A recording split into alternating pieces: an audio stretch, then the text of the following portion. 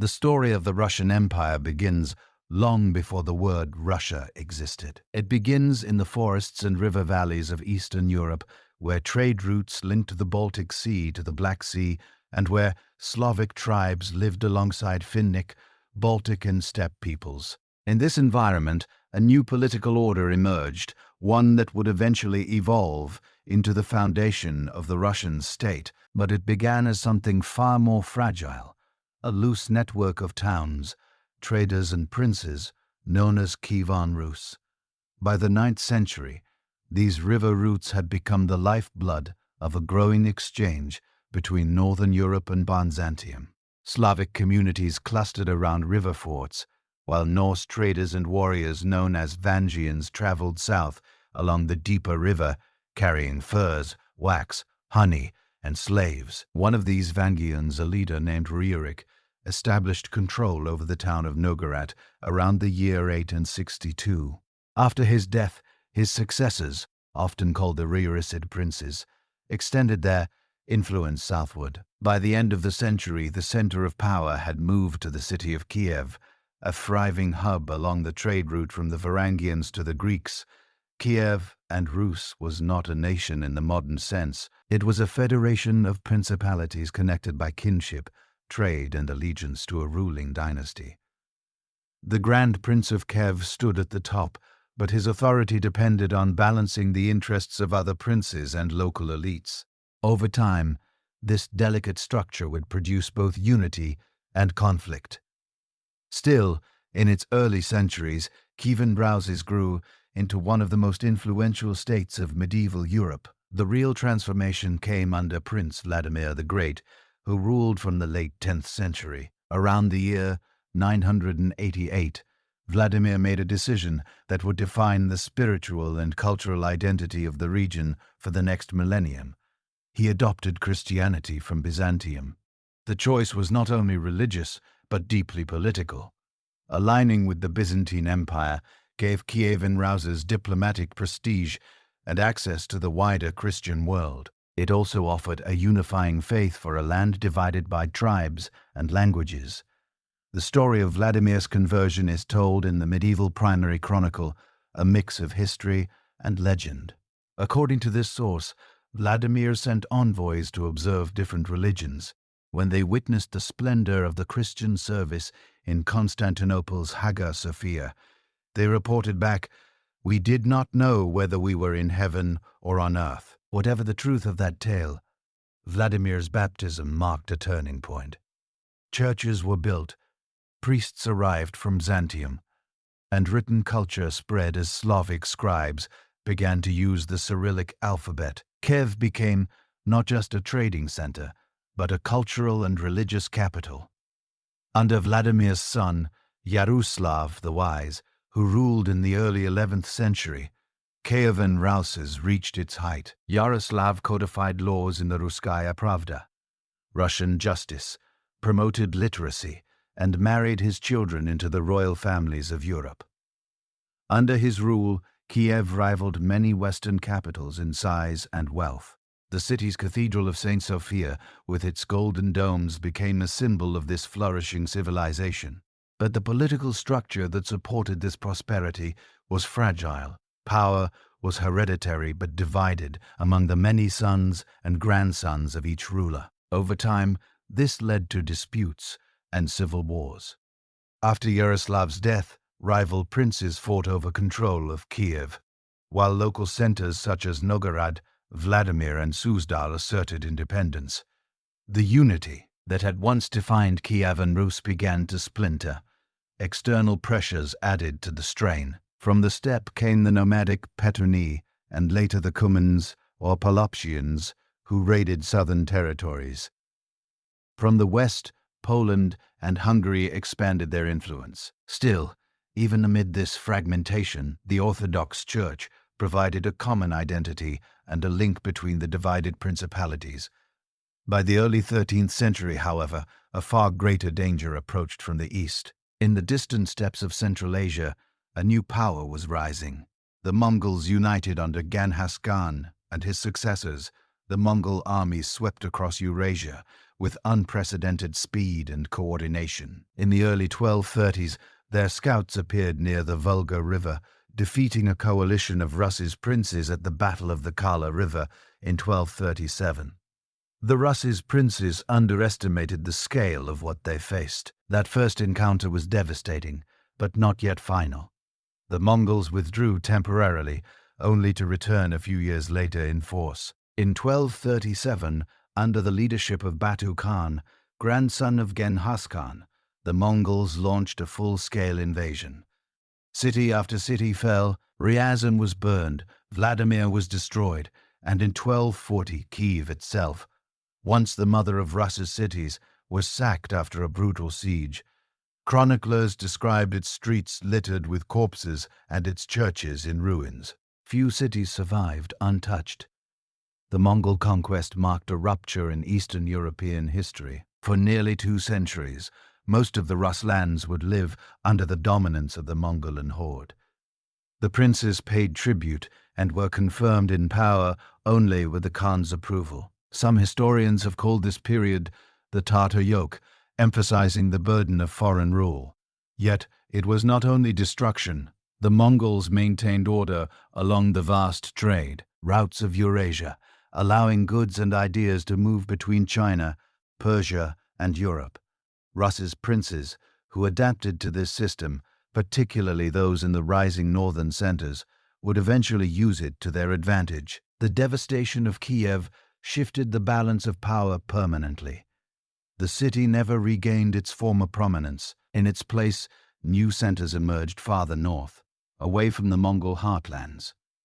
Among them, the Principality of Moscow would prove the most enduring. Initially just one of many small towns, Moscow's rulers became skillful intermediaries between their people and the Mongol Khans. They collected tribute, expanded territory, and slowly consolidated authority over rival princes. Out of the ruins of Kievan Rus, a new political order was forming, one more centralized, more autocratic, and eventually more ambitious. The Mongol invasion also left a lasting mark on governance and culture. The princes of the future Russia learned from the Mongols the importance of strict administration, census-taking, and organized taxation. Military service and loyalty to a single ruler became central principles. Even the practice of calling rulers autocrats, or Tsars, echoed the Khan's authority.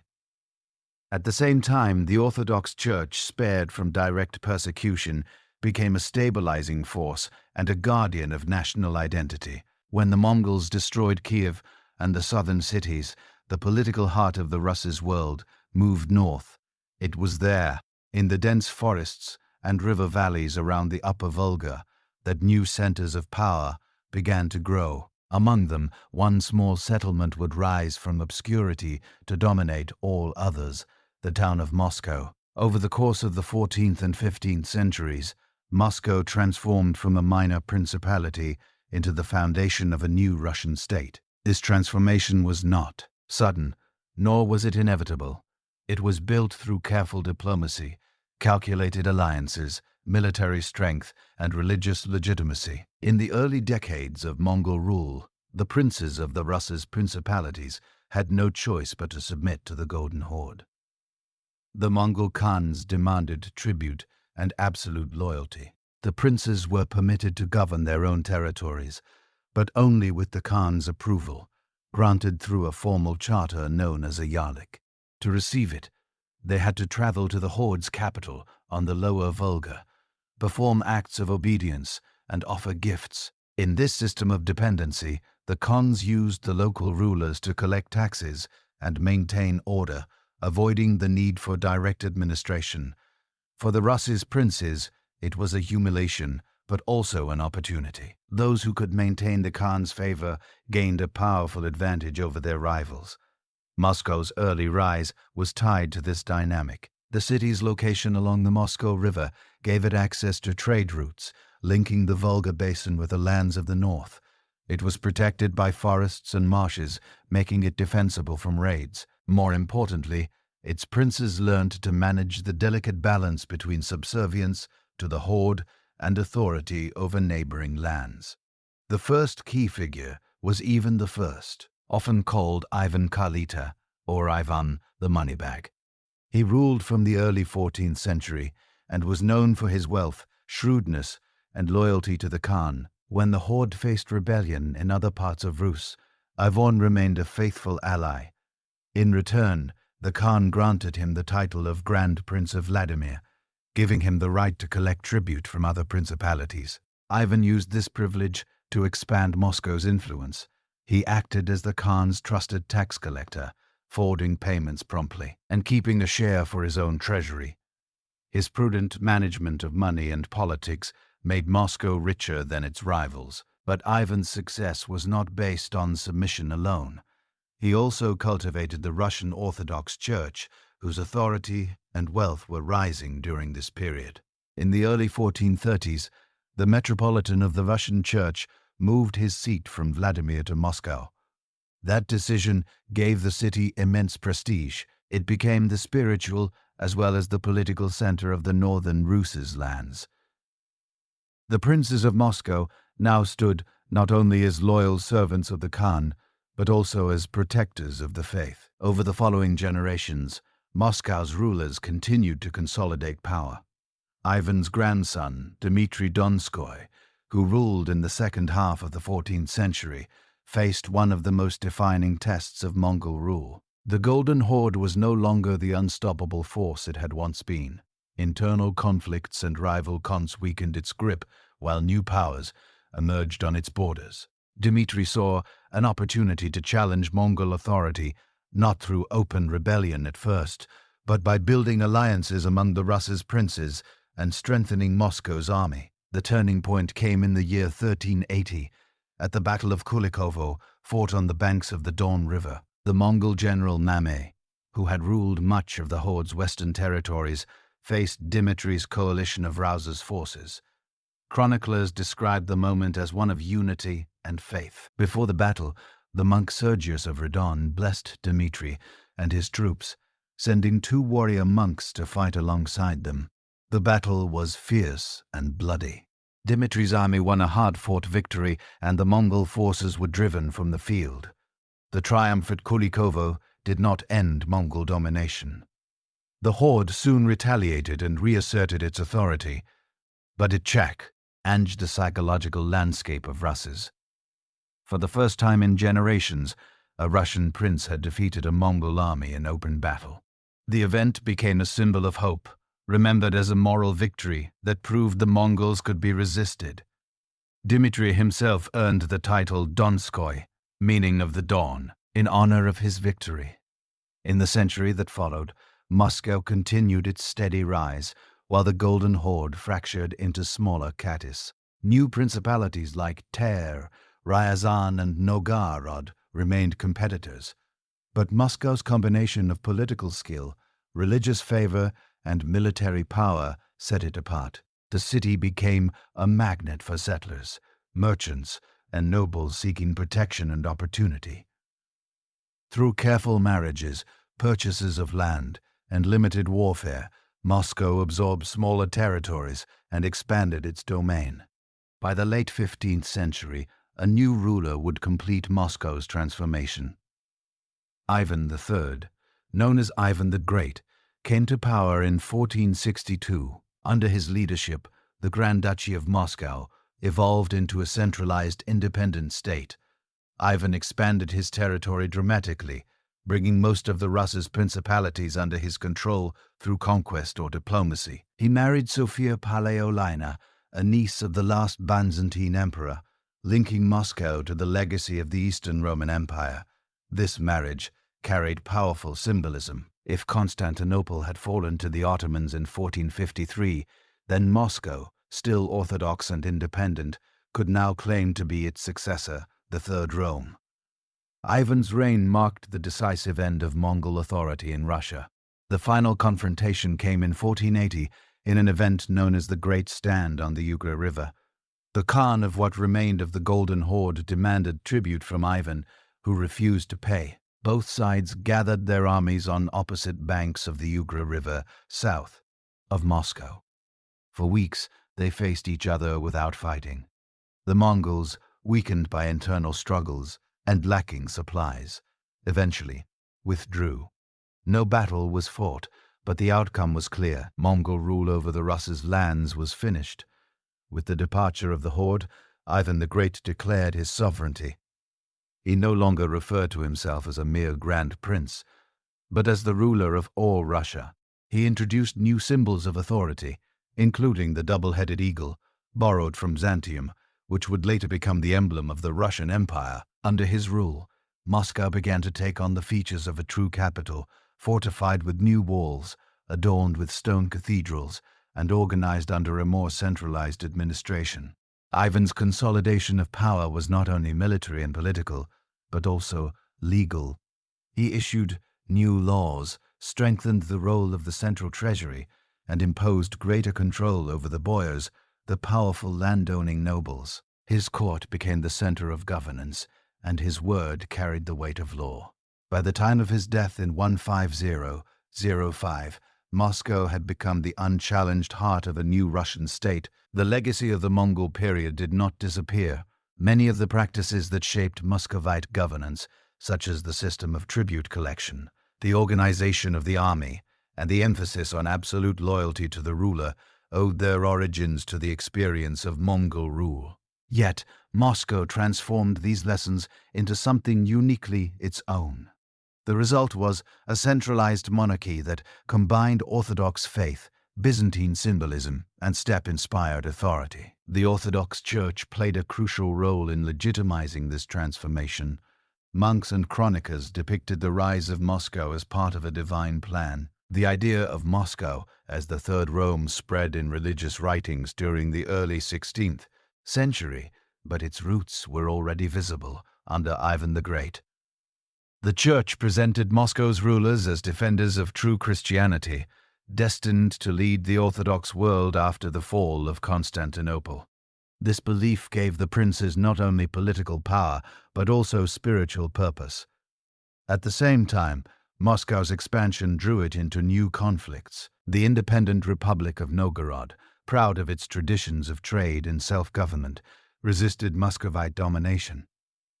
In 1478, Ivan the Great launched a campaign to subdue it. After a brief struggle, Novgorod was defeated and annexed. Its leaders were exiled, and its famous vetch, the public assembly bell that symbolized its freedom, was taken to Moscow. The incorporation of Novgorod marked both the triumph of central authority and the end of the last independent Russia's republic.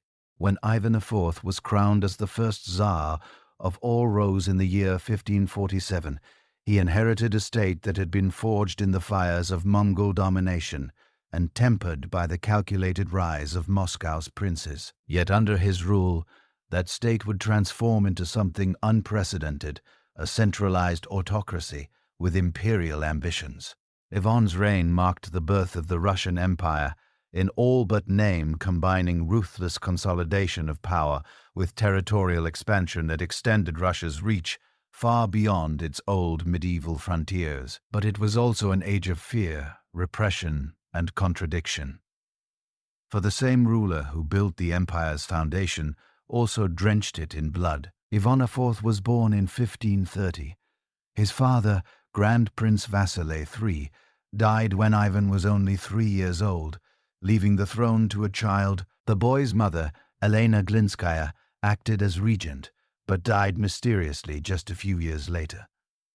In the power vacuum that followed, rival boy families, the great landowning nobles, struggled for control of the court. Young Ivan grew up surrounded by intrigue, cruelty, and betrayal.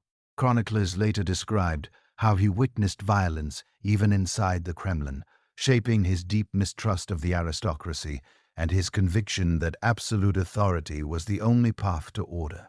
In 1547, at the age of 17, Ivan was crowned Tsar, a title derived from Caesar, signaling continuity with the legacy of Rome and Byzantium.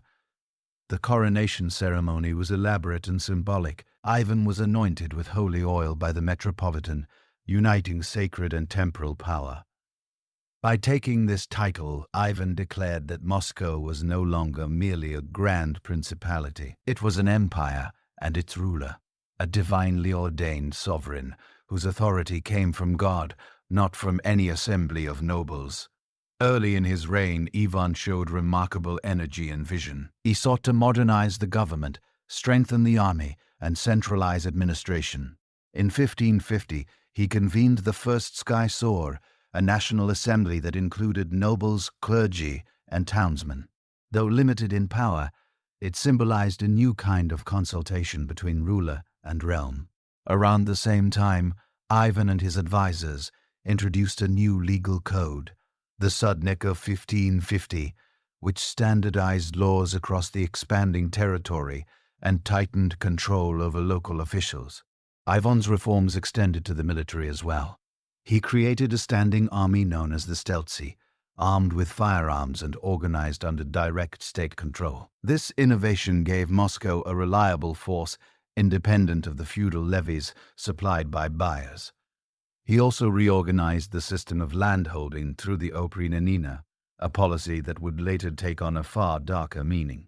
But Ivan's greatest early achievements came through conquest. For centuries, the Rus' lands had lived under the shadow of the Mongol successor states, the Soid Khanate that ruled the Volga and steppe regions. Ivan set out to end their threat once and for all. In 1552, his forces captured Kazan, the capital of the Tatar Kate that had long dominated the Middle Volga. The victory was celebrated as a holy triumph. Priests led processions, and the Cathedral of St. Basil was later built on Red Square to commemorate it. 4 years later, the conquest of Astrakhan brought the Lower Volga under Moscow's control, cutting off the remnants of Mongol influence and opening routes toward the Caspian Sea. These victories transformed Russia into a true multi-ethnic empire. The annexed territories included not only Tatars, but also Finnak and Turk peoples who were now subject to Moscow's rule. Yan encouraged missionary work, but also allowed limited autonomy to local elites who pledged loyalty. The model of governance developed in these new lands. Direct control from the center combined with tolerance of local customs would become a hallmark of Russian imperial administrations in later centuries. After his eastern successes, Ivan turned his attention westward. He sought access to the Baltic Sea, where trade with Western Europe could flourish. This ambition led to the Livonian War, launched in 1558, against the Livonian Order, a military state controlling modern-day Latvia and Estonia. At first, Russian armies achieved rapid victories, capturing several fortresses and threatening the Baltic coast. However, the war soon expanded as Sweden, Denmark, and the Polish-Lithuanian Commonwealth intervened. The conflict dragged on for more than 2 decades, draining Russia's finances and manpower. In the end, Moscow's gains were lost, and the dream of a Baltic port remained unfulfilled. The long and costly war deepened Ivan's suspicion that treachery within his own ranks was undermining him. His growing paranoia reached its height in the 1560s when he launched one of the most infamous campaigns of repression in Russian history, the Opratina. Beginning in 1565, Ivan divided the country into 2 parts. The Opratina, his personal domain, governed directly by him and his chosen men, and the Zechina, the rest of the realm under traditional administration. The Oprichniki, Ivan's black-clad enforcers, swore absolute loyalty to Caesar and terrorized the population. They confiscated estates, executed suspected traitors, and massacred entire towns. Their symbol, a dog's head and a broom, represented their duty to sniff out and sweep away treason. The terror reached its brutal peak in 1570 when Ivan ordered the destruction of Novgorod, accusing its inhabitants of plotting to defect to Poland. Thousands were killed in days of slaughter, and the city's prosperity was shattered. The Opratina had devastating consequences. It broke the power of the boy, but also destabilized the economy and depopulated vast regions. Villages were abandoned, trade declined, and the treasury emptied. By the time Eve abolished the opratina in 1572, Russia was weaker and more fearful than ever. Yet the idea behind it, the ruler's right to absolute control over land and life, became a permanent feature of Russian autocracy. The later years of Ivan's reign were marked by personal tragedy and instability. His beloved wife, Anastasia Romanova, died under mysterious circumstances, possibly poisoned. Her death deepened Ivan's paranoia and cruelty. In a fit of rage during an argument, Ivan struck and killed his own son and heir, also named Ivan. The horrific act left the Tsar without a capable successor and haunted his memory. Contemporary witnesses described the ruler's remorse. Yet his temper and suspicion never faded. Despite his cruelty, Ivan was not a mere tyrant without vision. He promoted printing and literacy, establishing the first Russian printing press in Moscow.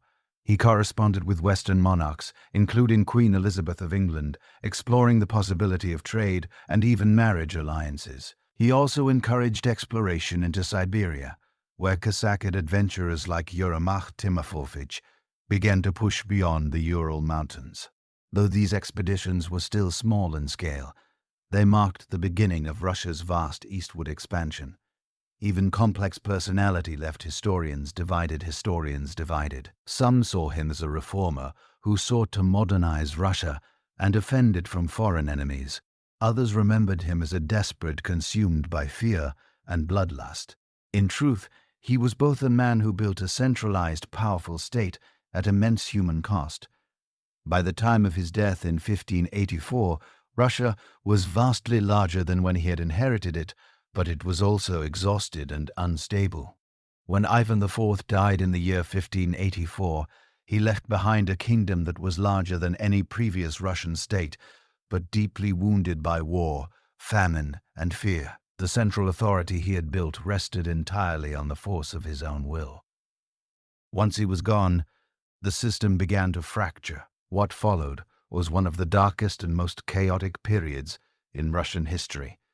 A generation of famine, civil war, and foreign intervention, remembered as the time of troubles. It would test the very existence of the Russian state, but also lead to the birth of a new dynasty and a new sense of national unity.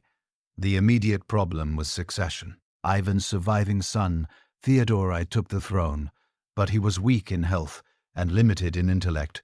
The true power behind the throne rested with his brother-in-law, Boris Godunov, a capable and ambitious nobleman. Boris had served as one of Ivan's key administrators, and under Theodore, he became de facto ruler of the realm. For a few years, his leadership brought stability. He reorganized the government, promoted education, and encouraged foreign trade. Moscow's relations with Western Europe improved, and new embassies arrived from England and the Holy Roman Empire. But the stability was fragile.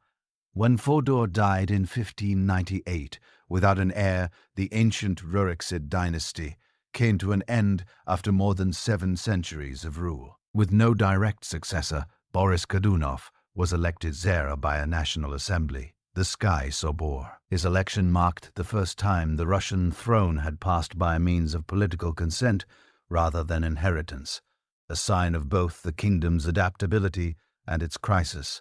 Boris's legitimacy, however, was widely doubted. Many boyars resented his rise from a lesser noble family. Rumors spread that he had murdered Ivan IV's youngest son, Dmitry, years earlier to eliminate a rival claimant. Though Dmitry had died as a child in the town of Uglich, whispers of his survival would soon shake the realm. In the early years of Boris's reign, nature itself seemed to conspire against him. Between 1569 and 16003, a series of poor harvests struck the Russian heartland. Crops failed, livestock died, and entire villages starved. The famine of 16001-16003 was among the worst in Russian history. Contemporary accounts speak of corpses lining the roads, of people reduced to eating bark, grass, and even each other. As many as 1/3 of the population perished. The government attempted to import grain and distribute aid, but the scale of the disaster was beyond its capacity. Starvation bred resentment, and resentment turned into rebellion. It was in this atmosphere of suffering that a strange rumor began to circulate that Dmitry, the supposedly dead son of Ivan IV, had somehow survived and was returning to claim his rightful throne. The man who appeared in the Polish-Lithuanian Commonwealth around 160-03 called himself Dmitry Ivanovich and gathered a following among discontented Russians, Polish nobles, and even Jesuit priests who hoped to bring Catholic influence into Russia. Known to history as the false Dmitry, he crossed the border with a small army in 6004. The rebellion spread quickly. Many peasants and Cossacks joined him, not necessarily out of loyalty, but out of desperation and hatred for Boris's regime. As the pretender advanced toward Moscow, Boris Godunov suddenly died, perhaps of natural causes, perhaps not. In 165, his death removed the last real obstacle to the pretender's success. The false Dmitry entered Moscow in triumph and was crowned Tsar. At first, the new ruler tried to present himself as a reformer and a man of mercy. He issued pardons, reduced taxes, and invited foreign craftsmen to modernize the army. But his reliance on Polish advisors and his rumored intention to marry a Catholic woman fueled suspicion that he was an agent of foreign interests. The boyars who had supported him turned against him, and within a year a palace coup erupted. In 6006, Dmitry was dragged from the Kremlin and killed. His body was burned, and the ashes fired from a cannon in the direction of Poland. The chaos did not end with his death. In the years that followed, a series of new pretenders arose, each claiming to be the real Dmitry, who had somehow escaped assassination. At the same time, the throne passed to Vasile Shwisky, a cautious but unpopular boyar who ruled from 166 to 1610. Shwisky lacked authority and faced revolts across the countryside. Bandit groups known as Razbiki and Cossack war bands roamed freely, looting towns and villages. Meanwhile, Russia's weakness invited foreign intervention. Poland and Sweden, both ambitious regional powers, sought to exploit the disorder. Polish troops entered Russia under the pretext of supporting another false Dmitry, but their real aim was domination. In 1610, the Polish army occupied Moscow itself, and the boyars, desperate and divided, agreed to recognize the Polish prince Władysław, a Tsar. For the first time since its founding, the Russian capital was under foreign control. The occupation provoked widespread outrage. Across the country, local militias began to form, calling for the defense of orthodoxy and the expulsion of the invaders. Among the most famous leaders of this national movement were Kuzma Minan, a merchant from Nizhny Novgorod, and Prince Dmitry Podjarsky, a minor noble and experienced soldier. Together they organized a second volunteer army in 1612 and marched toward Moscow. The siege that followed lasted months, but in the autumn the Polish garrison surrendered. The liberation of Moscow was a moment of profound national pride. It was celebrated not as a mere military victory, but as the salvation of the Russian land and faith. Yet even after the capital was freed, the state remained without a ruler. The nobles and clergy gathered once again in the Zexy Sobor to choose a new Tsar. They sought someone with legitimate blood ties to the old dynasty, yet also capable of uniting a fractured country. Their choice fell on 16-year-old Mikhail Romanov, the son of Patriarch Fyodor, a respected church leader who had himself been imprisoned by the Poles. In 1613, Mikhail was elected Tsar, marking the end of the time of troubles and the beginning of a new dynasty that would rule Russia for more than 3 centuries. The election of Mikhail Romanov represented more than a change of rulers. It was a moment of restoration, of order, faith, and identity. The experience of chaos had reshaped how Russians understood their state. The idea of unity under a strong, divinely sanctioned ruler gained new force, and the bond between the throne and the Orthodox Church deepened. The people's role in choosing the Tsar through the schisor also became part of the national myth, though in reality such assemblies would soon fade as autocracy reasserted itself. Under Mail, Russia began to recover from its long nightmare. His reign focused on rebuilding rather than expansion.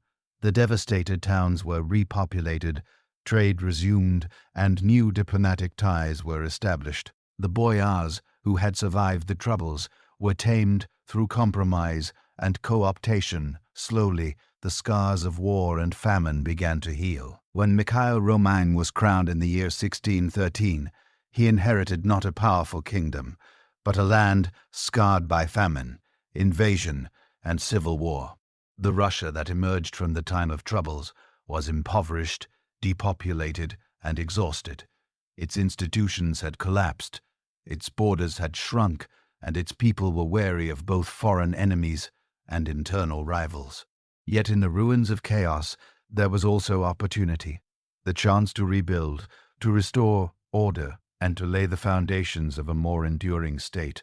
The early Romanovs would spend the 17th century doing exactly that, slowly reconstructing the machinery of government and expanding across the immense spaces of Eurasia, forging an empire that would one day stretch from the Baltic to the Pacific. Mikhail Romanov was only 16 years old when he ascended the throne, chosen less for his experience than for his lineage and his neutrality. He was connected by blood to the old Ryarid dynasty through his mother and represented a compromise among rival Boer factions. His father, Fyodor Romanov, had been taken captive during the Polish occupation, but later returned to Russia and became Patriarch of the Orthodox Church. Together, father and son rule, as partners in a delicate balance between secular and religious authority. The first task of the new dynasty was survival. The Polish-Lithuanian Commonwealth still held Russian territory in the west, while Sweden occupied the northern lands near Novgorod. Mikhail's government sought peace at any cost. In 1617, Russia signed the Truce of Delino, with Poland ceding Smolensk and other border regions, but ending open warfare. 2 years later, peace with Sweden secured the northwestern frontier. These treaties were humiliating, but necessary. They bought the time needed to rebuild. The reconstruction of the state began with restoring basic order. The government reorganized taxation, re-established provincial administration, and reasserted the authority of the central bureaucracy. A network of Prikazio government offices handled everything from foreign affairs to the military and justice. Many of these institutions had existed under the late medieval Tsars, but now they were expanded and systematized. The bureaucracy became the backbone of the new Romanov regime, staffed by service nobles whose loyalty depended on state favor rather than ancient lineage. Socially, the most consequential development of the 17th century was the final binding of the peasantry to the land.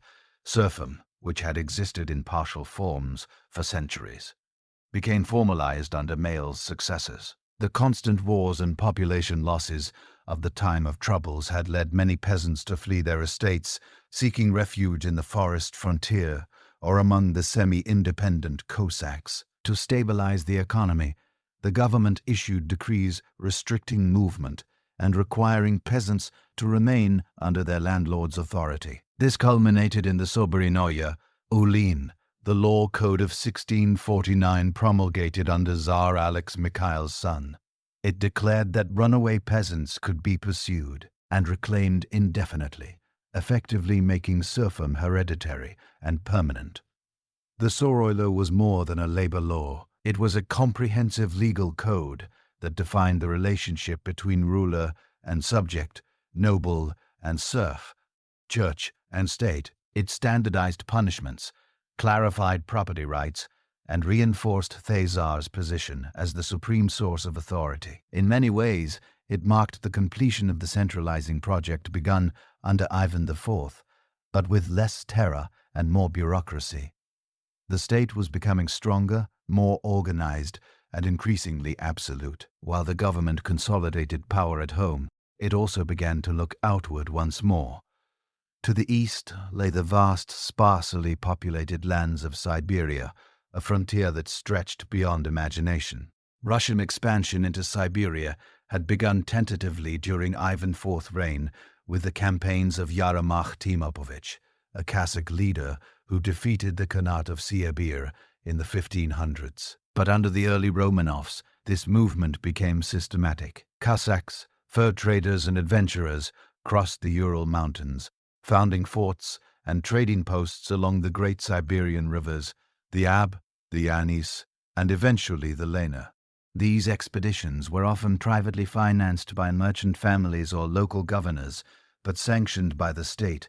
In return for furs, the Siberian peoples, Yakuts, Ainks, and others, were required to pay tribute in the form of pelts known as yaskak. The fur trade became one of Russia's most valuable economic assets, financing the treasury and linking the empire to markets as far away as China and Western Europe. By the mid-7th century, Russian explorers had reached the Pacific Ocean.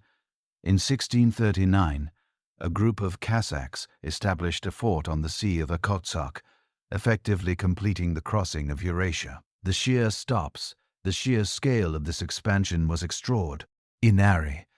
In the span of little more than a century, Russia had grown from a landlocked kingdom into a transcontinental empire. Its new frontier stretched thousands of miles eastward, encompassing an enormous diversity of climates, landscapes, and peoples. This eastward movement was not purely imperial conquest. It also reflected deeper social pressures. The rigid structure of serfdom in European Russia pushed many peasants, outlaws, and Cossacks to flee to the frontier in search of freedom. Siberia became a land of exile and opportunity, a place where the authority of the state was distant, yet always expanding. The frontier dynamic would shape Russian identity for centuries to come, blending coercion with exploration, exile with discovery. Back in the heartland, the Romanov state continued to evolve. Tsar Alexei, who reigned from 1645 to 1676, presided over a period of both growth and turmoil. He was deeply religious and saw himself as a guardian of orthodoxy. Under his rule, the Church underwent one of the most dramatic crises in its history, the schism of the Old Believers. The controversy began when Patriarch Nikon, a powerful and ambitious cleric, sought to reform church rituals and texts to bring them into closer alignment with the Greek Orthodox tradition. Many Russians, however, viewed these changes as heresy. They believed that the old practices were sacred and that altering them would bring divine punishment. When Nikon posed his reforms with the Tsar's support, resistance erupted across the country. The dissenters, known as Old Believers, were persecuted, exiled, and executed. Some burned themselves alive in acts of defiance. The schisms split Russian Orthodoxy into warring factions, and the wounds would last for generations. Yet it also strengthened the Tsar's control over the church. After Nikon fell from favor, the Patriarch became increasingly subordinate to the state, a pattern that would continue into the imperial period. The fusion of autocracy and orthodoxy was now complete. Tsar was both ruler and defender of the faith, and the church was an arm of the monarchy. Alexei's reign also witnessed renewed military conflicts. In 1654, Russia became involved in a long struggle with Poland over the lands of Ukraine. The Cossacks of the Dnieper region, led by Hetman Bogdan Khmelnytsky, sought protection from Polish domination and pledged allegiance to the Tsar. This alliance drew Russia into a series of wars with the Polish-Lithuanian Commonwealth and later with Sweden. The conflicts were costly but successful. By the Treaty of Androsovo in 1667, Russia gained control of left bank Ukraine, including the city of Kiev. These wars marked a significant shift in Russia's position in Eastern Europe. For the first time since the fall of Kiev centuries earlier, Moscow reasserted its presence on the Dnieper and in the old lands of Kievan Rus. The symbolic importance of regaining Kiev was immense. It connected the Romanov state to the origins of Russian Christianity and to the memory of a united Rus. When Peter the Great came to power at the close of the 17th century, Russia was still a largely medieval society, vast, agrarian, and inward-looking. The Romanovs had restored order after the chaos of the time of troubles and had expanded the empire's borders across Eurasia. Yet Russia remained isolated from the intellectual and technological transformations reshaping Western Europe. Peter would change that. Through relentless reform, ruthless determination, and war on a continental scale, he dragged Russia into the modern era. Under his rule, the Muscovite state became the Russian Empire, and its ruler took his place among the crowned heads of Europe. Peter was born in the year 1672, the son of Tsar Alexei and his second wife Natalia Narishkina. When Alexei died, the throne passed to Peter's half-brother Theodore III, and then to another half-brother, Ivan V, who ruled jointly with Peter under the regency of their formidable sister Sophia. During his childhood, Peter witnessed both the violence and intrigue of Moscow's court politics. In 1682, when he was only 10 years old, the elite Stelzi regiments mutinied, killing members of his family and plunging the capital into bloodshed. The young prince was forced to hide from the rebels and grew up deeply mistrustful of the old aristocracy and the traditional order they represented. When he came of age, Peter overthrew Sophia's regency and assumed full control, though he continued to share the throne nominally with his ailing brother, Ivan. From the beginning, Peter was unlike any Russian ruler before him. He was unusually tall, over 2 m by modern reckoning, and possessed immense physical energy.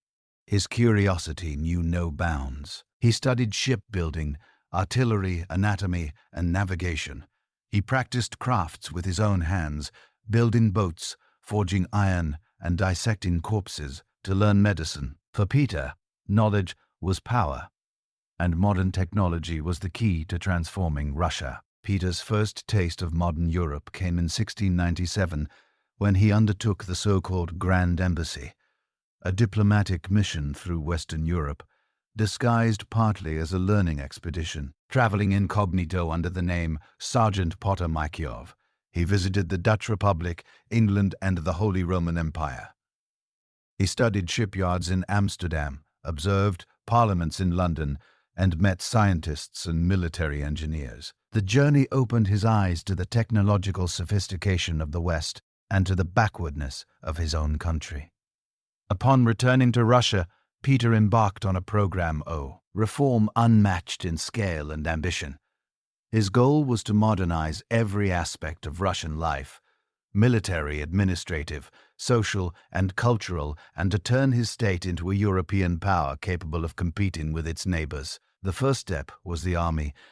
Peter understood that Russia could not defend its immense frontiers or expand its influence without a modern military. He reorganized the armed forces along European lines, replacing the outdated feudal levies with a standing army of conscripts drawn from all classes. Foreign officers were recruited to train Russian soldiers, and new weapons and uniforms were introduced.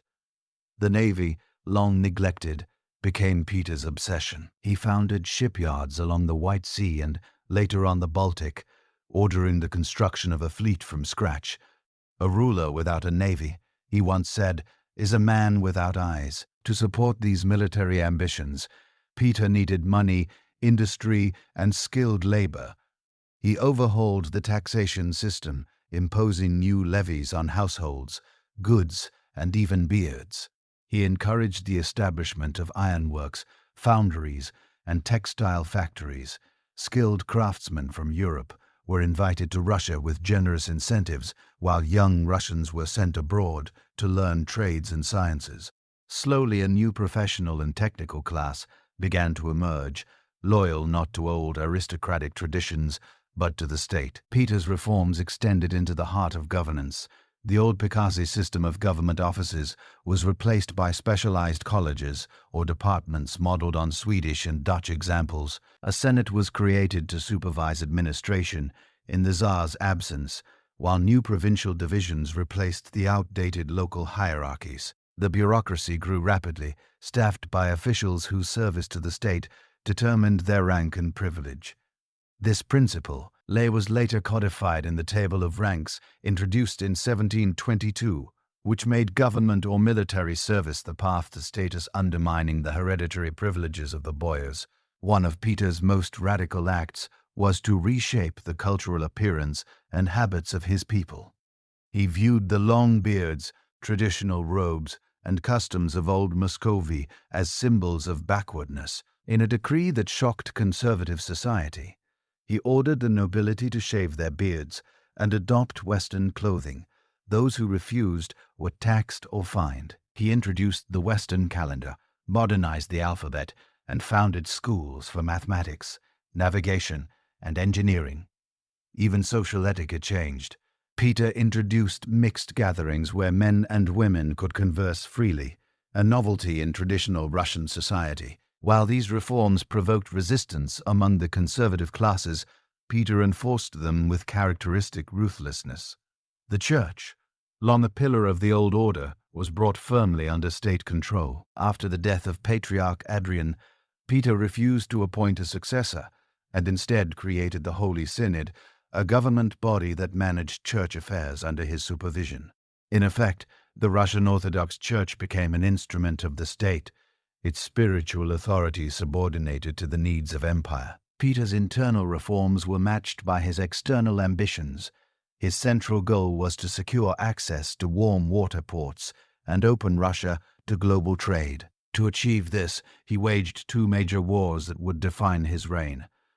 The first was against the Ottoman Empire, aimed at gaining a foothold on the Black Sea. In 1696, Peter launched a campaign to capture the fortress of Azov, which guarded the mouth of the Don River.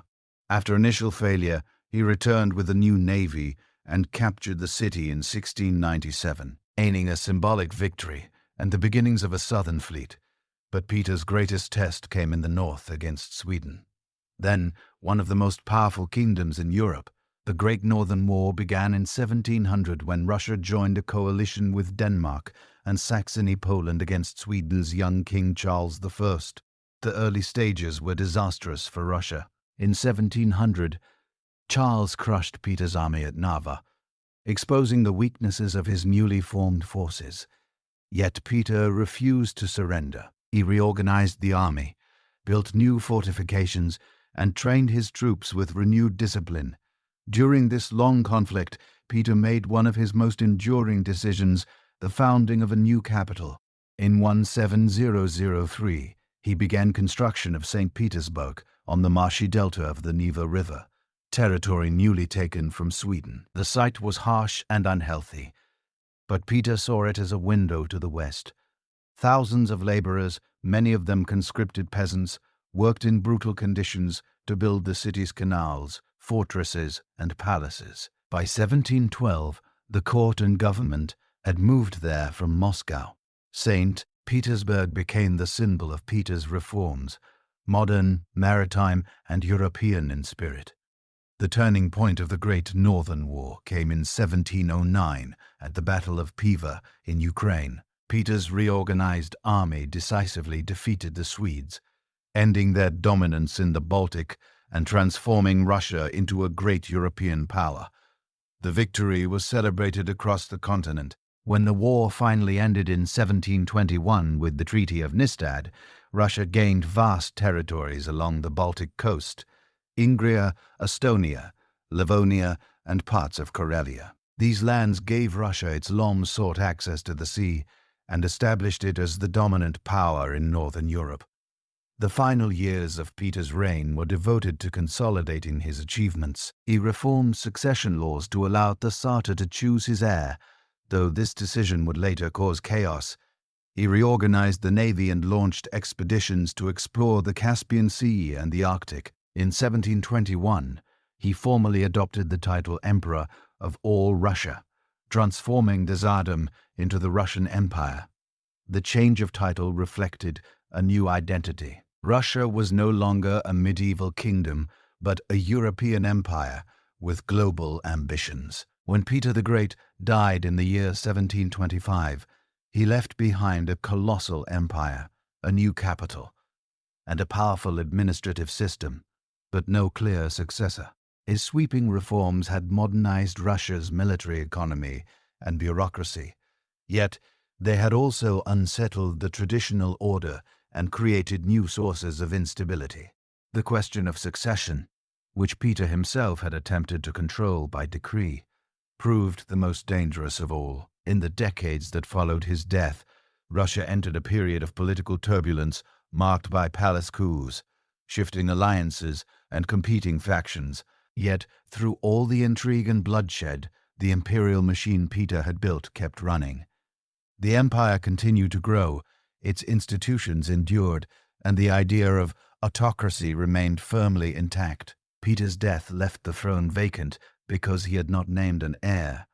His only surviving child, his daughter Elizabeth, was still young, and his chosen heir, his son, Alexei, had died under mysterious and tragic circumstances. Into this uncertainty stepped Peter's widow Catherine I, a woman of humble origins born Martha Skranska.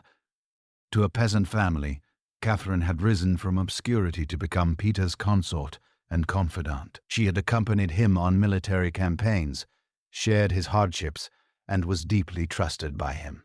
Though she lacked education and political training, she was supported by the powerful Gara regiments and Peter's loyal advisor, Alexander Menshikov. Catherine's short reign, lasting only 2 years, represented the first of many palace compromises that would define the era. With Menshikov's help, she maintained stability and continued Peter's policies. She confirmed the rights of the new nobility, funded the army and navy, and upheld the bureaucracy's structure. Her reign also saw the creation of the Supreme Privy Council, a body of high-ranking nobles meant to assist in governance, a sign that the elite were reasserting influence after years of Peter's personal rule. But Catherine's health was failing, and when she died in 1727, power once again shifted through intrigue rather than law. Menshikov, ever the strategist, arranged for Peter's grandson, the young Peter II, to be crowned Tsar. The boy was only 12 years old, and Menshikov intended to rule through him as regent. However, his arrogance and corruption alienated other nobles, and within months he was overthrown and exiled. Peter II's reign was brief and largely controlled by rival aristocratic factions, particularly the powerful Dolgorui family. The young Tsar, however, died unexpectedly of smallpox in 1730, ending the direct male line of Peter the Great. The throne then passed to Anna Ivanovna, daughter of Peter's half-brother, Ivan V. The Supreme Privy Council hoped to use her as a puppet and imposed on her a set of conditions that would have limited her power and established a form of constitutional monarchy. Anna, however, had other plans. Upon arriving in St. Petersburg, she dramatically tore up the conditions before the assembled nobles, declaring that she would rule as her uncle Peter had done, with absolute authority. Anna's reign from 1730 to 1740 marked the restoration of autocratic rule, though under a very different personality. She was not a reformer or a visionary, but a cautious and conservative ruler. Her court was heavily influenced by German advisors, most notably Ernst Johann Bierernst, whose dominance created resentment among Russian nobles. Under Anna, the empire continued to expand in Central Asia and the Caucasus, and the army remained strong. Yet, her rule was remembered less for great achievements than for the harshness and extravagance of court life. The empire was stable, but the sense of purpose that had animated Peter's reforms was gone. When Anna died in 1740, she named her infant grandnew Ivan VI as her successor, with Byron as regent. This arrangement quickly collapsed. The regent was despised, and rival factions within the Guards regiment saw an opportunity. In a swift coup, led by Elizabeth, the daughter of Peter the Great, Byron was overthrown, the infant Tsar deposed, and Elizabeth proclaimed Empress in 1741. Elizabeth's succession marked a turning point in the century of coups. She was popular with both the military and the people, in part because she was the direct daughter of Peter the Great and could claim his legacy. She promised to rule in his spirit, defending orthodoxy, autocracy, and the glory of Russia. Her reign would last for 2 decades, bringing relative stability and a revival of cultural and political confidence. Elizabeth was known for her charm and generosity, but also for her extravagance. She abolished the death penalty, a remarkable act for the era, and ruled without executing a single political prisoner. Yet her lavish spending on palaces, gowns, and court festivities was legendary. Under her patronage, the arts and architecture flourished, most notably through the work of the Italian architect Bartolo Restrelli, who designed the Winter Palace in St. Petersburg and the small convent. Politically, Elizabeth continued Peter's policy of Western engagement, particularly in education and science. She founded the University of Moscow in 1755 and the Academy of Fine Arts in St. Petersburg, laying the groundwork for Russia's intellectual awakening. The Empress also maintained a keen sense of Russia's growing role in European politics. During her reign, Russia participated decisively in the War of the Austrian Succession, and later in the 7 Years' War, one of the largest conflicts of the 18th century. In the 7 Years' War, Russia fought alongside Austria and France against Prussia and Britain. Russian armies under the capable generals Stefan Praxin and Potter Rumens won significant victories, even occupying Berlin at one point. Frederick the Great of Prussia, one of Europe's greatest military commanders, faced near defeat until Elizabeth's death in 1762 changed the balance of power. Her successor, Peter III, her nephew and grandson of Peter the Great's elder daughter, was an admirer of Frederick and immediately ended the war, returning all conquered territories. This act, known as the Miracle of the House of Brandenburg, saved Prussia, but enraged the Russian military and nobility who saw it as a betrayal of their sacrifices. Peter III's brief reign, lasting only a few months, was one of the most curious in Russian history. Raised in the German Duchy of Holstein, he spoke poor Russian, neglected Orthodox customs, and openly admired Prussia's militarism. Despite some progressive intentions, such as limiting the power of the nobility over serfs and promoting religious tolerance, his erratic behavior and disdain for Russian traditions alienated nearly everyone around him. The final blow came when he offended the Guards regiments, the same elite soldiers who had made and unmade rulers for decades. In the summer of 1762, a coup d'etat erupted in St. Petersburg. The leader of the conspiracy was none other than Peter's wife, the ambitious and intelligent Catherine, a German-born princess who had long studied Russian politics and language. Supported by the Guards and key nobles, she seized power and forced her husband to abdicate. Days later, Peter died under mysterious circumstances, officially from natural causes, though most suspected assassination. With Catherine's accession as Catherine II, later known as Catherine the Great, the long series of palace coups finally reached its culmination. The empire had endured nearly 4 decades of instability, passing from ruler to ruler through violence, intrigue, and military intervention. Yet, through all of this, the structure of the state survived. The bureaucracy, the army, and the church, institutions forged under Peter the Great, remained functional and loyal to the throne, whoever occupied it. The palace coups revealed a fundamental paradox of 18th century Russia. While the succession to the throne was uncertain and often bloody, the empire itself had become resilient. The machinery of autocracy was strong enough to outlast the weaknesses of individual rulers. Even when politics descended into intrigue, the administration collected taxes, the army guarded borders, and the empire expanded. The continuity of the Russian state was not the result of stable leadership, but of a system designed to survive instability.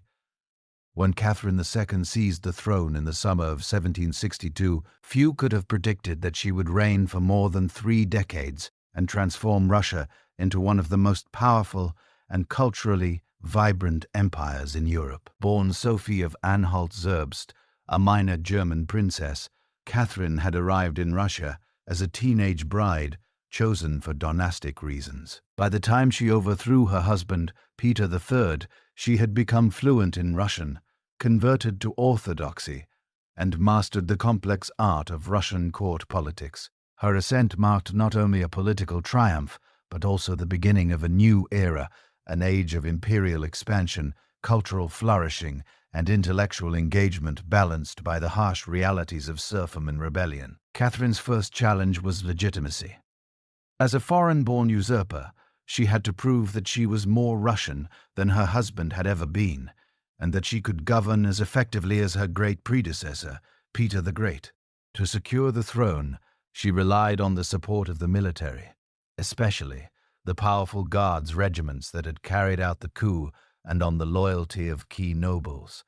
From the beginning, Catherine positioned herself as both a reformer in the spirit of the Enlightenment and a pragmatic ruler who understood the realities of Russian power. One of her earliest acts was to issue a manifesto affirming her commitment to good governance, justice, and the welfare of her subjects.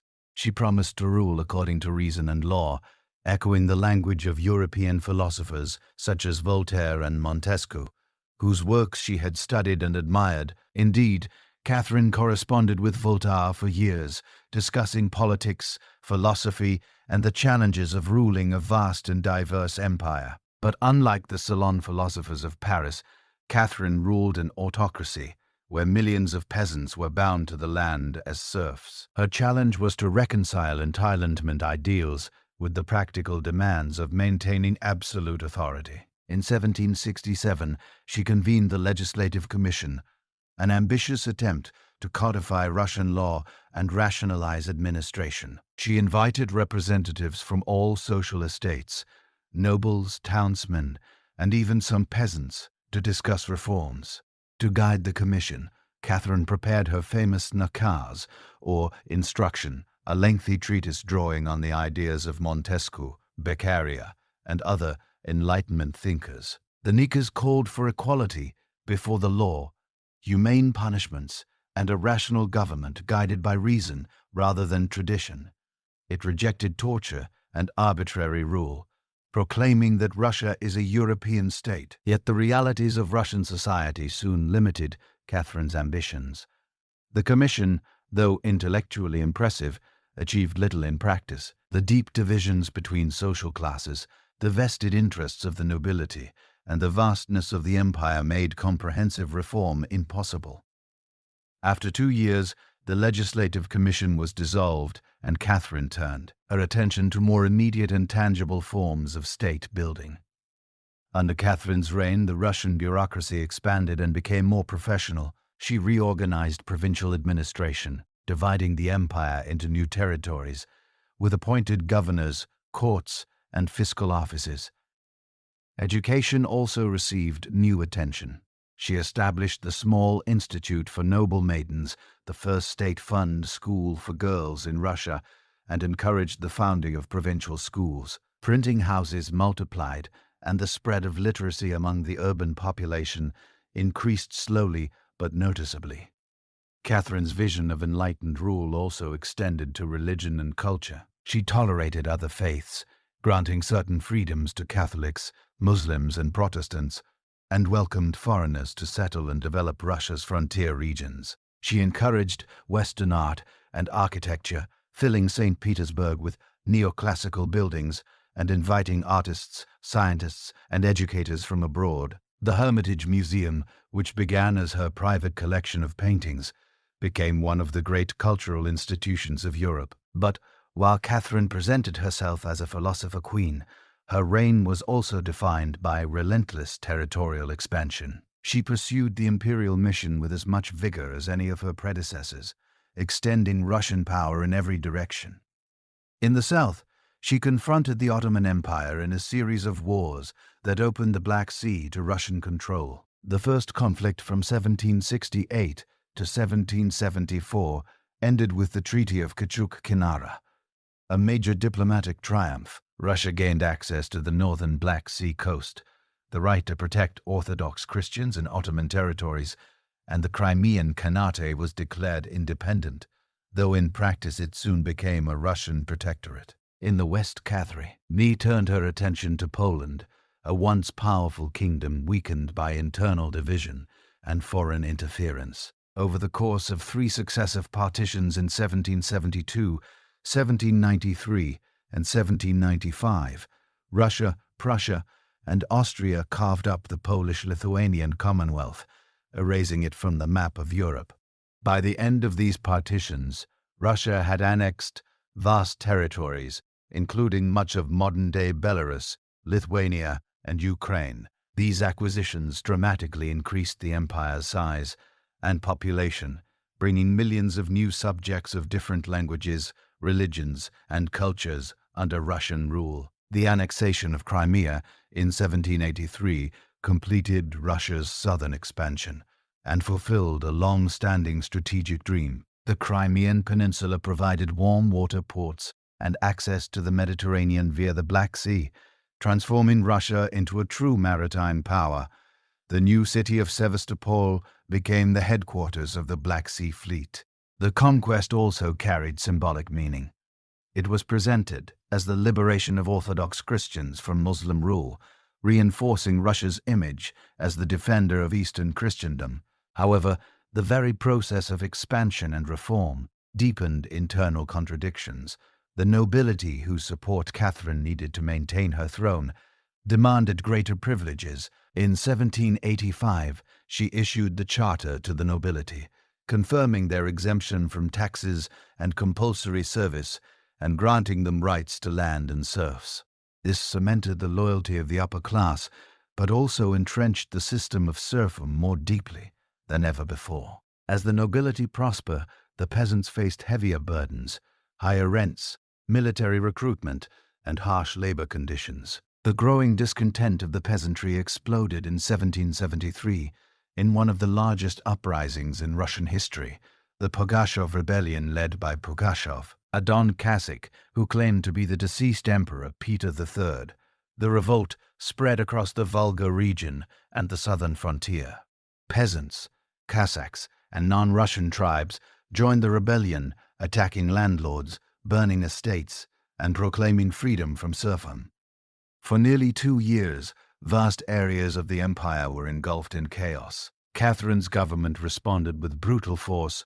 Regular troops commanded by experienced generals eventually crushed the rebellion in 1775. Pugachov was captured and executed in Moscow, his body displayed as a warning. The rebellion horrified the nobility and convinced Catherine that radical reform of serfdom was impossible. From that point on, her policies grew more conservative. She tightened control over the provinces, increased censorship, and relied more heavily on the secret police to maintain order. Despite these tensions, Catherine's reign remained one of achievement and confidence. The empire's frontiers had expanded dramatically. Its population had grown to nearly twice its previous size, and its influence in European politics was unquestioned. At home, the arts flourished. Russian writers such as Denis von Vizen and playwrights like Alexander Sumarokov helped create a distinct literary tradition, while architecture and painting reached new heights. Petersburg became one of Europe's great capitals, a symbol of Russian grandeur and sophistication.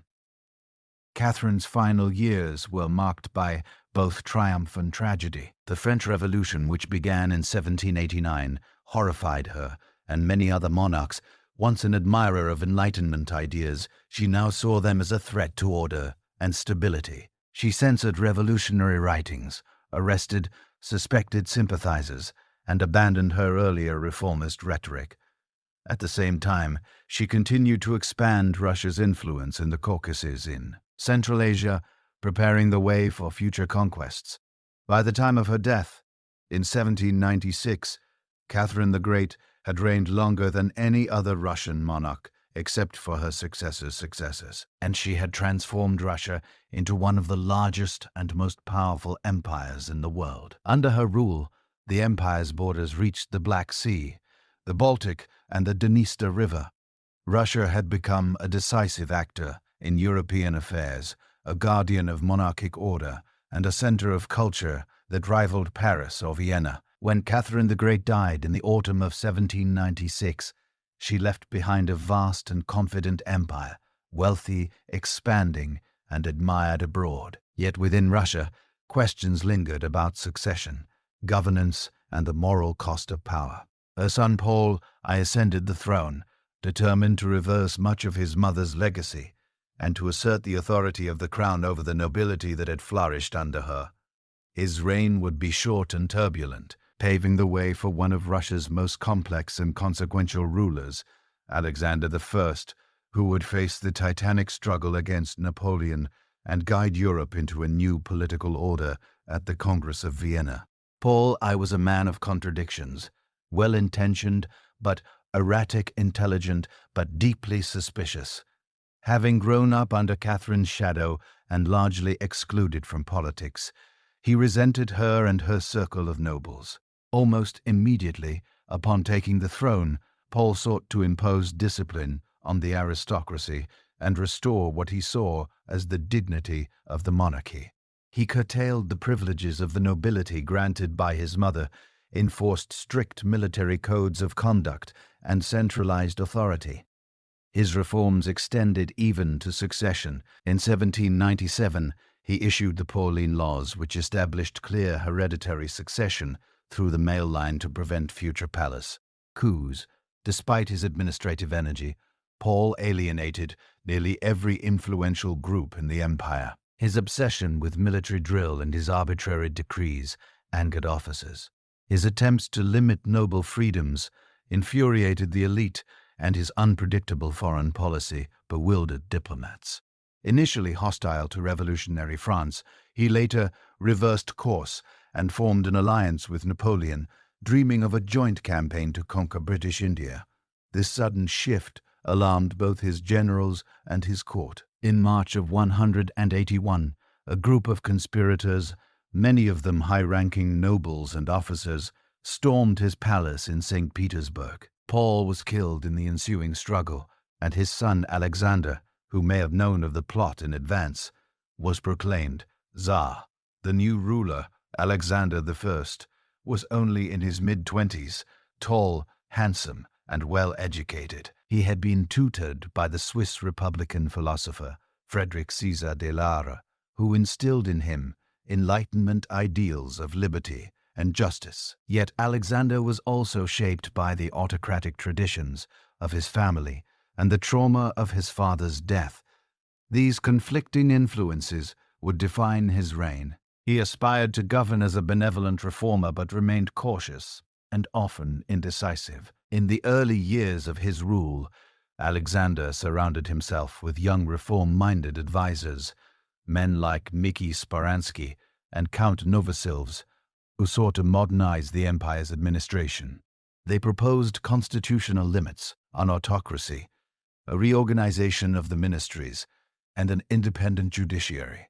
Some of these ideas were implemented, such as the creation of ministries to replace older bureaucratic colleges, but most were stalled by resistance from the nobility and the immense inertia of the imperial system. Even as Alexander spoke of enlightenment and progress, Russia's social structure remained unchanged. The majority of the population were still serfs, bound to their landlords. Abroad, however, the young Tsar's reign was quickly dominated by the wars of the French Revolution and Napoleon's rise to power. Alexander saw himself as the defender of Europe's monarchies against the revolutionary tide emanating from France. Between 185 and 187, Russia joined a series of coalitions with Austria, Prussia, and Britain to resist Napoleon's expanding empire. The campaigns were marked by both bravery and disaster. In the autumn of 18005, Alexander personally led his troops in the campaign that culminated in the Battle of Austerlitz, fought in Moravia. It was one of Napoleon's greatest victories. The combined Russian and Austrian armies were decisively defeated, and the Russian forces were forced to retreat. 2 years later, in 187, Russia suffered another crushing blow at the Battle of Friedland, where Napoleon's tactics annihilated much of Alexander's army. These defeats forced Thera into an uneasy peace. In the summer of 187, he met Napoleon on a raft in the middle of the Niemen River near the town of Tilsit. The meeting was cordial and theatrical, as the two emperors, One, the revolutionary conqueror, the other, the idealistic monarch, sized each other up. The Treaty of Tilsit that followed marked the high point of Napoleon's power. Russia was compelled to join the continental system, Napoleon's blockade against British trade, and to recognize France's dominance in Europe. Though Alexander accepted the treaty publicly, in private he regarded it as a humiliation. For a few years, relations between the two empires remained outwardly friendly, but inwardly tense. Russia's economy suffered under the trade restrictions of the continental system, and resentment toward France grew among the nobility and the army. At the same time, Napoleon's invasion of Spain and his annexation of German and Polish territories alarmed Alexander, who feared French influence encroaching on Russia's western borders. The alliance unraveled. By the spring of 1812, the fragile peace collapsed entirely. Napoleon assembled the largest army Europe had ever seen, over 500,000 men drawn from across his empire, and invaded Russia. The campaign that followed became one of the most dramatic and catastrophic in world history. As the French crossed the Niemen River, Alexander refused to engage in direct negotiation. The Russian army, commanded by Generals Barclay Dolly and later Mikhail Kutuzov, adopted a strategy of retreat, avoiding decisive battle while drawing the enemy deeper into the vast Russian interior. Villages were abandoned and crops burned in a scorched earth policy designed to deprive the invaders of supplies. The summer heat turned to autumn rain, and the French army began to suffer from exhaustion and hunger even before it reached Moscow. The only major engagement came in early September at the Battle of Borodino, west of Moscow. It was one of the bloodiest single days of combat in European history. Both sides claimed victory, but neither achieved a decisive result. The Russians withdrew in good order, leaving the road to Moscow open. Napoleon entered the ancient capital to find it nearly deserted and then mysteriously set ablaze by fires that destroyed most of the city. The French emperor waited in vain for Alexander to sue for peace. Tsars from his headquarters in the north declared that he would never negotiate while a single enemy soldier remained on Russian soil. As the harsh Russian winter set in, Napoleon was forced to retreat. The march back from Moscow turned into a nightmare of starvation, frostbite, and constant harassment by Russian cavalry. Of the vast grand army that had entered Russia, only a fraction survived the journey home. The invasion ended in utter ruin for Napoleon and transformed the war into a crusade of liberation. In 1813, Russian troops pushed westward, pursuing the retreating French across Poland and into Germany. The following year, Alexander joined his allies, Prussia, Austria, and Britain, in a final campaign that culminated in Napoleon's defeat at the Battle of Leipzig, the so-called Battle of Nations. By the spring of 1814, Russian soldiers marched triumphantly into Paris. The sight of Cossacks riding through the French capital astonished Europe and symbolized Russia's emergence as a continental superpower. At the Congress of Vienna in 1815, Alexander played a central role in reshaping post-Napoleonic Europe. He saw himself as both conqueror and peacemaker, guided by a belief in divine providence and moral duty. The settlement restored monarchies and sought to preserve balance among the great powers. Poland was reconstituted as a Kingdom of Poland under Alexander's rule, giving Russia direct influence deep into Central Europe. Caesar also promoted the creation of the Holy Alliance, a coalition of Christian monarchs, Russia, Austria, and Prussia, committed to upholding religion, peace, and legitimacy. For Russia, victory over Napoleon brought immense prestige and influence, but also new challenges. The empire now stretched farther west than ever before, incorporating millions of new subjects, including Poles, Lithuanians, and Finn. Yet at home, the ideals of liberty and nationalism that had spread through Europe found an uneasy echo among Russian officers who had fought across the continent. They had seen societies less burdened by autocracy and serfdom and returned with questions about Russia's future. Alexander himself emerged from the Proust, war a changed man. The triumphs that should have crowned his reign instead deepened his spiritual doubts. Haunted by his father's death and the suffering of war, he turned increasingly toward mysticism and religious contemplation. His later years were marked by indecision, as early reformist energy gave way to conservatism. The Tsar, who had once dreamed of a constitution, now ruled through censorship and police surveillance. When Alexander the died unexpectedly in the winter of 1825, he left behind a victorious but restless empire. Russia had emerged from the Napoleonic Wars as one of the great powers of Europe. Yet beneath the triumph lay unresolved contradictions, a society ruled by autocracy, sustained by serfdom, and increasingly aware of its distance from the liberal ideas spreading across the continent. The confusion following the Tsar's death would expose these tensions and set the tone for the reign of his successor, Nicholas I, a ruler who embodied discipline, hierarchy, and control. The succession crisis began because Alexander had no surviving legitimate sons.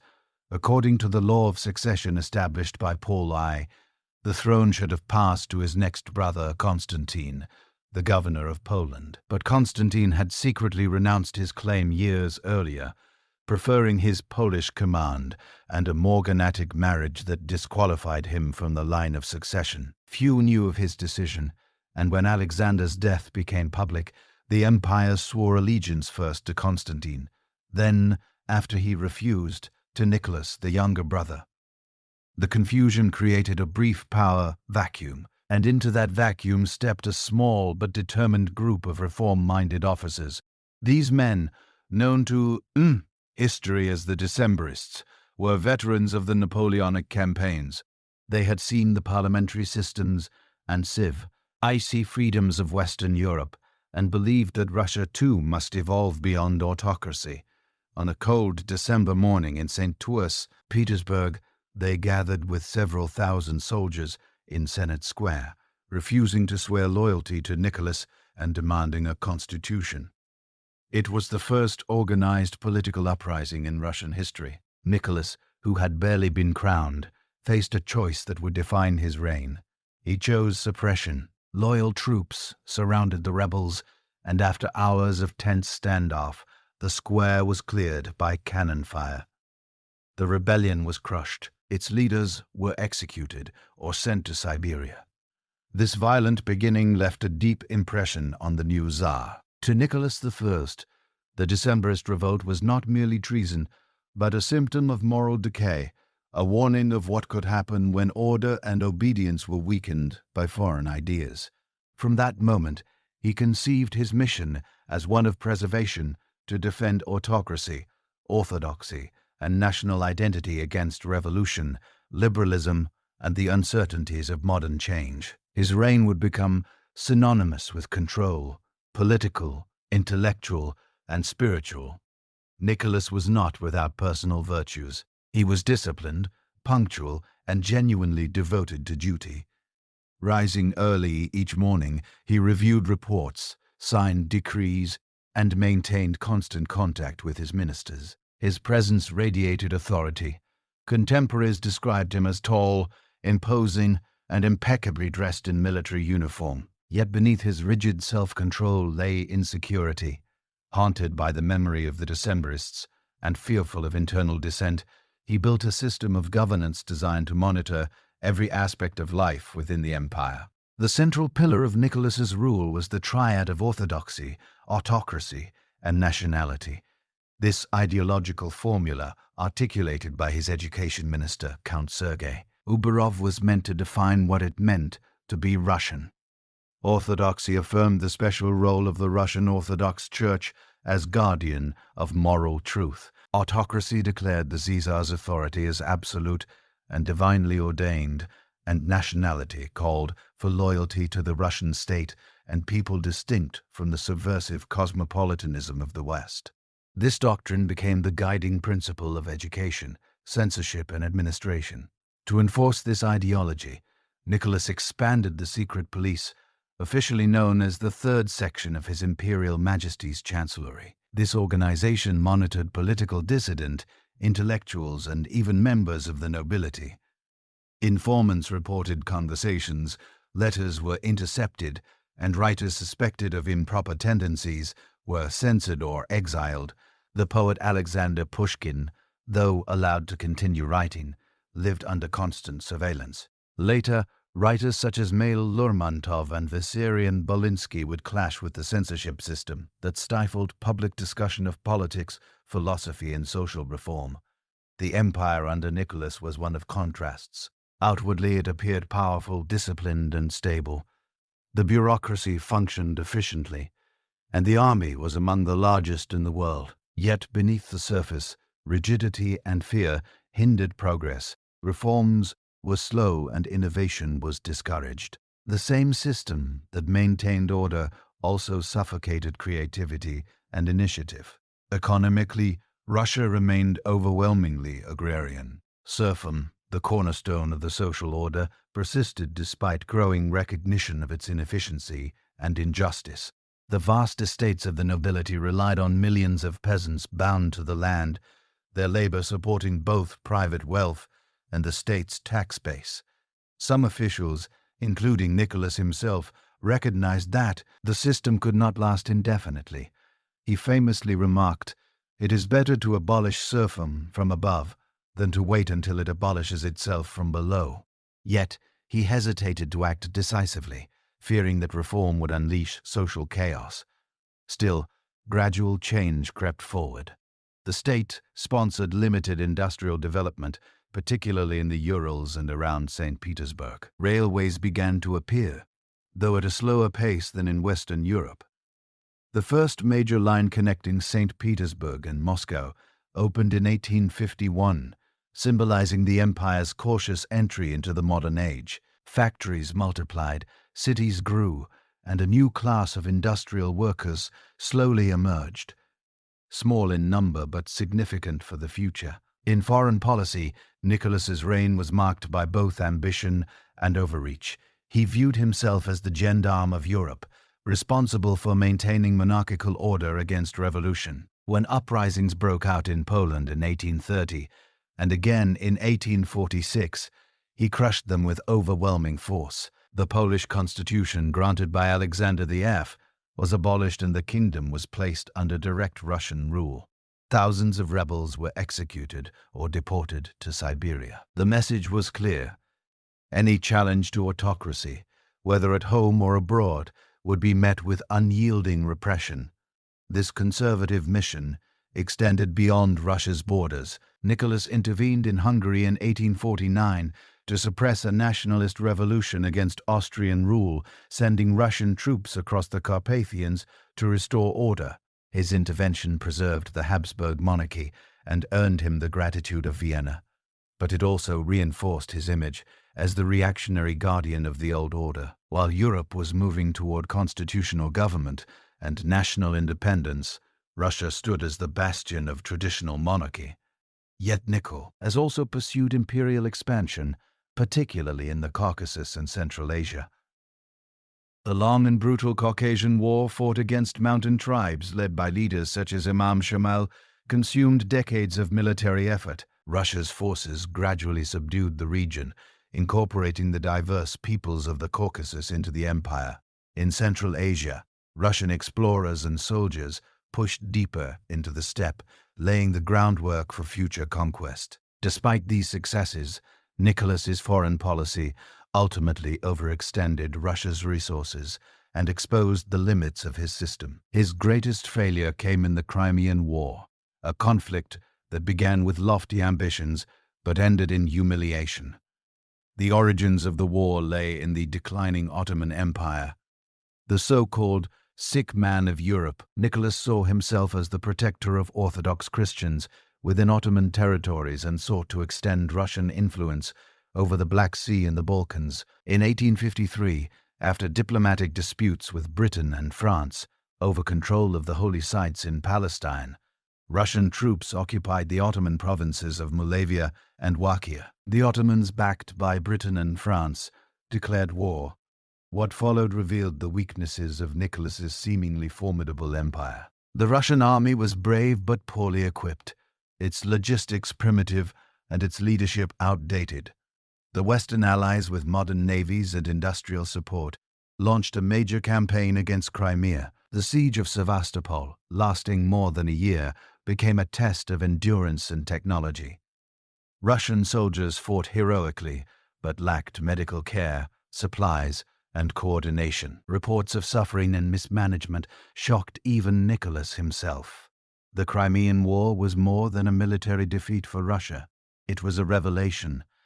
When the war began in the year 1853, few in St. Petersburg imagined that the empire of Nicholas I, with its vast armies and centuries of conquest, could be humbled by a coalition of Western powers and the decaying Ottoman Empire. Yet within 3 years, the conflict would expose the weaknesses of Russia's institutions, technology, and leadership, forcing the nation into an age of reform.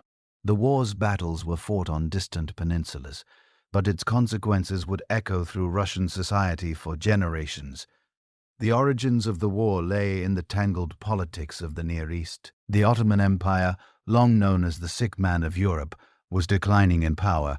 Its territories in the Balkans, the Middle East, and the Black Sea region had become the focus of competing ambitions among the European powers. Nicholas I, who saw himself as the protector of Orthodox Christians under Ottoman rule, sought to assert influence over the empire's holy places and secure a privileged role in its affairs.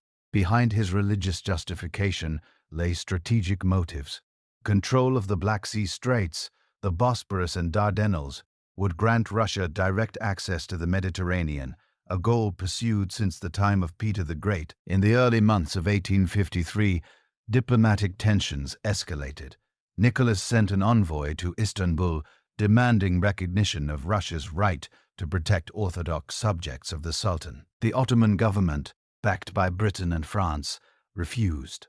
When negotiations failed, Russian troops crossed the Pruth River and occupied the Ottoman provinces of Moldavia and Wallachia. The Ottoman Empire declared war that autumn. Initially, the conflict seemed a limited regional confrontation. Russian forces under Prince Gorchakov scored early victories along the Danube, and the Russian Black Sea Fleet, commanded by Admiral Nakhimov, destroyed an Ottoman squadron at the Battle of Sinop in November. The Annihilat, ion of the Ottoman fleet, shocked Europe. Britain and France, fearing that Russian expansion would threaten their interests in the eastern Mediterranean, entered the war on the Ottoman side in the spring of 1854. Their intervention transformed a localized struggle into a major European war. For the first time since the Napoleonic era, the great powers of Western Europe and Russia faced each other in battle. The Allied strategy aimed to neutralize Russia's naval power in the Black Sea by seizing the Crimean Peninsula, where the great naval base of Sevastopol guarded the coast. In September of 1854, a massive Anglo-French force landed near the city of Aptoria and began its march southward. The campaign would become one of the most grueling in modern military history. The first major engagement came at the Battle of Alma, where Russian troops attempted to block the Allied advance.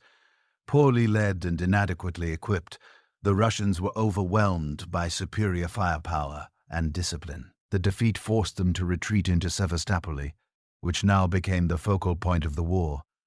The Allies settled into a long siege that would last nearly a year. The siege of Sevastopol was unlike any previous conflict in Russian experience. It was a test of industrial warfare fought with modern artillery, steamship, and telegraphs. The city's defenders, led by Admirals Nakhimov, Kornilov, and Istomin, transformed ships' cannons into coastal batteries and used the Black Sea Fleet itself as part of the fortifications. The defense was heroic. For months, Russian soldiers, sailors, and civilians endured bombardments, disease, and hunger. Even when supplies ran short and casualties mounted, they refused to surrender. The Crimean War also became one of the first conflicts in which public opinion and the press played a major role. For the first time, war correspondents sent reports directly from the battlefield. British journalist William Howard Russell's vivid descriptions of mismanagement and suffering shocked readers in London, while photographs taken by Roger Fenton brought the reality of war to the public eye. These innovations marked the dawn of modern war reporting, changing how societies understood conflict. Within Russia, the government attempted to maintain morale, but the contrast between Nicholas I's image of imperial power and the grim reports from Crimea became impossible to ignore. The army that had once marched triumphantly into Paris during Alexander I's reign was now struggling against better armed and better supplied opponents.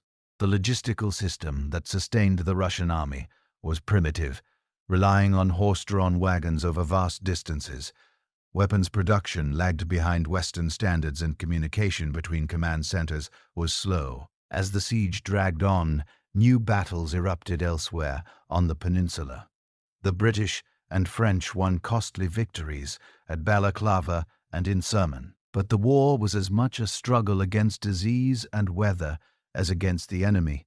Cholera, dysentery, and exposure claimed more lives than combat. Among the most famous figures of the war was Florence Nightingale, whose work among British soldiers in field hospitals laid the foundation for modern nursing. For the Russians, the war revealed not only military weakness, but also administrative paralysis. Supplies often failed to reach the front, uniforms and ammunition were scarce, and the medical system collapsed under the strain. In St. Petersburg, Nicholas I grew increasingly despondent. Proud and unyielding, he refused to negotiate peace, but could not find a path to victory. Observers described him pacing his palace, consumed by worry for his army and his empire. In February of 1855, he fell ill with pneumonia, and died, leaving the throne to his son, Alexander II. The Tsar inherited not just the war, but a nation on the brink of exhaustion. Determined to end the conflict, Alexander continued the defense of Sevastopol, but soon realized that further resistance was futile. In September of 1855, after nearly a year of siege, the city fell to the Allies. Russian troops withdrew to the north side of the harbor, and the once proud naval base lay in ruins. Peace negotiations began soon after. The Treaty of Paris, signed in March of 1856, brought the war to an end. The terms were harsh, but not catastrophic. Russia was forced to demilitarize the Black Sea, dismantling its naval fortifications and fleet. The Danube was open to international navigation, and the independence of the Ottoman Empire was guaranteed by the European powers. Though Russia retained most of its territory, its prestige suffered a severe blow. The empire that had dominated Europe since the defeat of Napoleon now found itself isolated and humiliated. The Crimean War was a watershed moment in Russian history because it shattered the illusion of invincibility. The defeat exposed the deep structural weaknesses of the state: outdated military organization, backward industry, inefficient bureaucracy, and the crippling burden of serfdom. Russia had entered the war as a giant of the old world, confident in its autocratic strength. It emerged as a nation forced to confront the realities of the modern age. At the same time, the war revealed the resilience of the Russian people. Despite poor leadership in terrible conditions, the soldiers of Sevastopol fought with courage and endurance that impressed even their enemies. The defense of the city became a symbol of national heroism, celebrated in songs, poems, and later in the writings of Leo Tolstoy, who served as a young officer during the siege. The shock of defeat sparked a wave of introspection among Russia's educated classes. Intellectuals, officers, and even members of the government began to ask hard questions. Why had the empire fallen so far behind the West? How could a nation with such vast resources be so vulnerable? The answer, many believed, lay in the system itself. Serfdom, the foundation of Russian society, was seen as both a moral stain and an economic obstacle. Without free labor, industrial progress was impossible. Without education and civic rights, patriotism was hollow.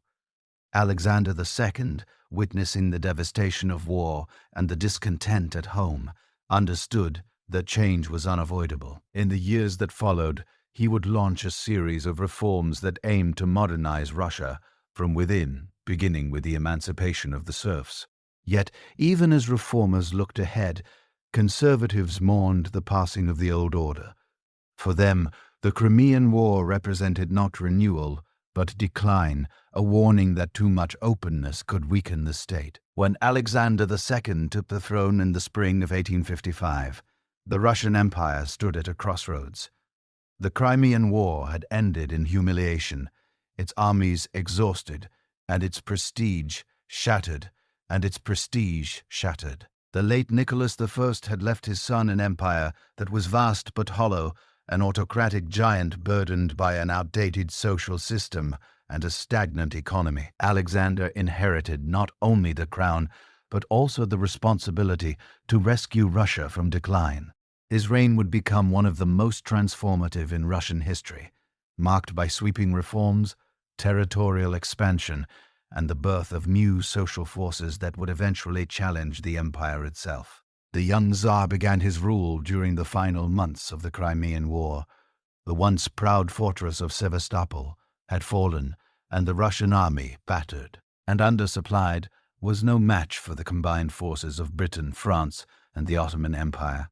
Recognizing the futility of continued resistance, Alexander made peace through the Treaty of Paris in 1856. The terms were harsh. Russia was forbidden to maintain a fleet in the Black Sea, and its influence in southeastern Europe was sharply curtailed. Yet the new Tsar treated defeat, not as a wound to be avenged, but as a lesson to be learned. We were beaten not by the strength of our enemies, he told his advisors, but by our own weakness. From the beginning, Alexander II understood that the empire could not endure without change. Russia's problems were deep and structural: an outdated army, a backward economy, and above all, a social system based on serfdom. The peasantry, bound to the estates of the nobility, formed the backbone of the country's labor force, but had little incentive or means to improve productivity. The moral and practical necessity of reform was clear. As Alexander famously declared, "It is better to abolish serfdom from above than to wait until it abolishes itself from below." For centuries, the bondage of the Russian serf had been the foundation of imperial life. Millions toiled under conditions that tied them to their landlords as property. Unable to move, marry freely, or own land, the arrangement had once provided stability, but by the mid-9th century, it had become an obstacle to progress. Industrialization in Western Europe had shown that free labor and education, not coercion, produced wealth and innovation. The Russian elite knew it, but they feared the social upheaval that freedom might unleash. After several years of study, debate, and negotiation with the landed nobility, Alexander issued the Emancipation Manifesto in 1861. It was an act without precedent in Russian history. More than 20 million serfs were granted personal freedom and the right to own property. They could now marry without permission, engage in commerce, and seek education. Yet this freedom came at a price. The land they worked had to be purchased from their former owners through state-backed redemption payments, which the peasants were required to repay over decades. Most found themselves burdened with debt and confined to small plots, while the landlords retained much of their best land. Despite its imperfections, the emancipation of the serfs was revolutionary. It broke the centuries-old relationship between lord and peasant, transforming both the rural economy and the moral landscape of the empire. It also set a pattern for reform that would define Alexander's reign. Bold in vision, cautious in execution, and filled with contradictions, the emancipation unleashed changes that demanded further modernization of the state. To manage the new social order, Alexander introduced a series of complementary reforms that reshaped Russian governance. In 1864, he created local assemblies known as zistoves, elected bodies responsible for education, public health, and local infrastructure. Although dominated by the nobility, the stories represented the first form of local self-government in Russian history. They became training grounds for a new generation of administrators, professionals, and reform-minded intellectuals, the beginnings of a civil society in a land long ruled by decree. The same year brought another landmark reform, a new judicial system that introduced equality before the law, independent courts, and trial by jury. It was a radical departure from the old arbitrary system of secret decrees and corporal punishment. For the first time, ordinary citizens could appeal to impartial judges and public proceedings. The reform also created a professional legal class whose eloquence and chimera mentored to justice became legendary in later Russian culture. Alexander's modernization extended to the military as well. The humiliation of Crimea had demonstrated the need for a modern army. In 1874, Tsars introduced universal military service, replacing the old system of forced long-term conscription. All classes were now theoretically eligible for service, although the wealthy could still purchase exemptions. The army was restructured, equipped with modern weapons, and trained according to European standards. These changes laid the foundation for the more efficient, professional Russian military that would emerge by the end of the century. The reforms brought progress, but they also exposed contradictions in the empire's structure. While Alexander sought to modernize society, he refused to relinquish the autocratic principle of his rule. Tsars saw himself as a benevolent reformer, not a constitutional monarch. When advisors suggested establishing a national parliament or granting civil liberties, he declined, fearing that political participation would lead to instability. Russia, he believed, could advance through reform without the need for democracy.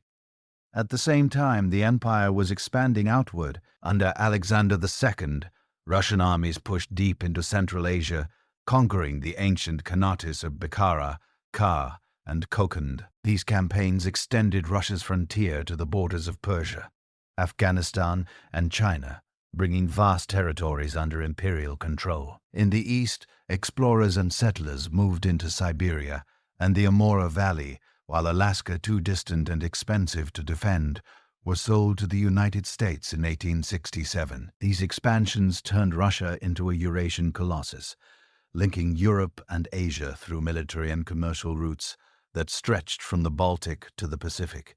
Yet not all fronts brought glory. In 1863, Poland rose in rebellion against Russian rule. The insurrection, driven by nationalist and liberal aspirations, was crushed with brutal efficiency. Thousands were executed or exiled, and the Polish nobility lost their remaining privileges. The Tsar's reaction revealed the limits of his liberalism. He was willing to reform Russia, but not to tolerate dissent or autonomy within the empire.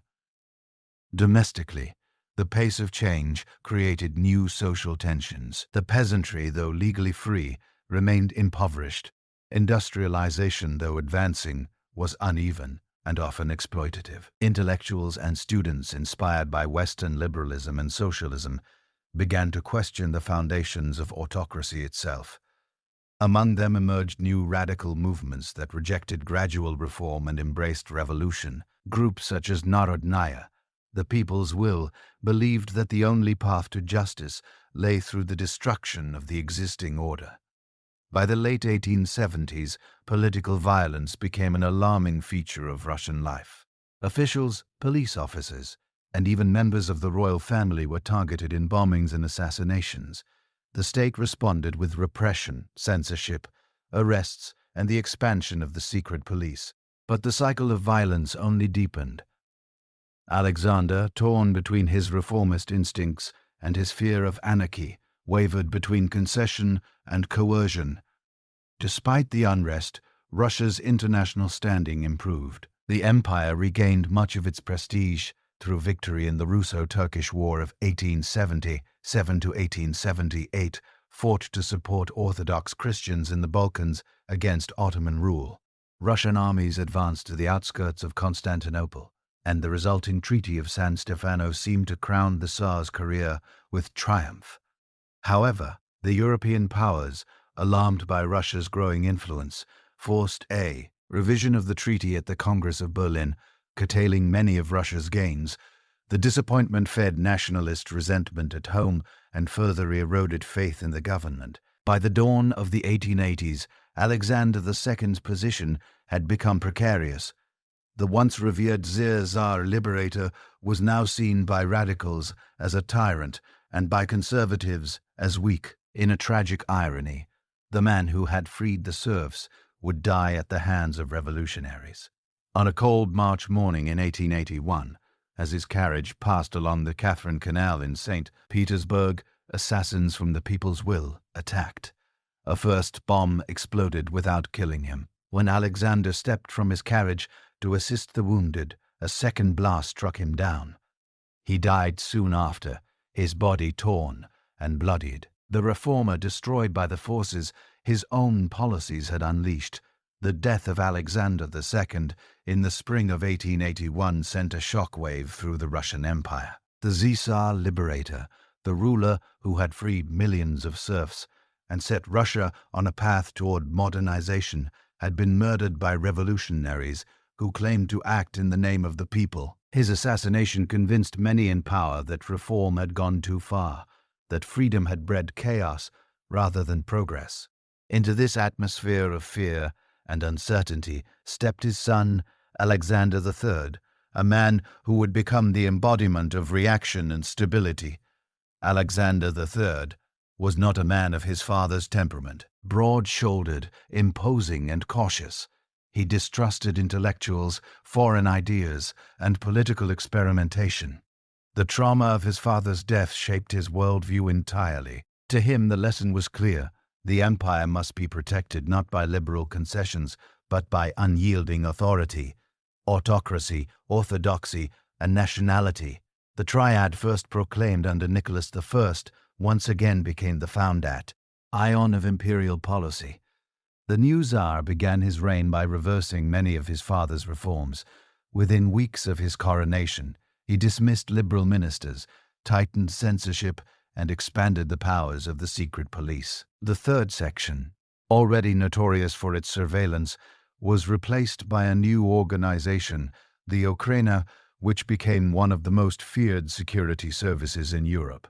Its agents infiltrated revolutionary circles, monitored universities, and censored newspapers.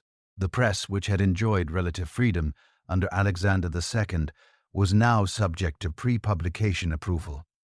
Editors who dared to criticize the government faced closure or exile.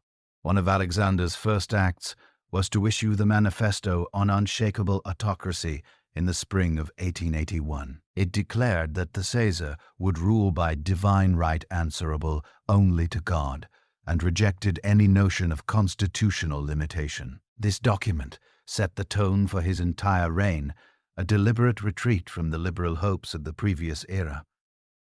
The Tsar's government also sought to reassert control over local administration. The Zempos, the elected local councils, created by his father, were placed under the supervision of provincial governors appointed by the crown. Their powers were curtailed, and new laws ensured that the nobility dominated local governance.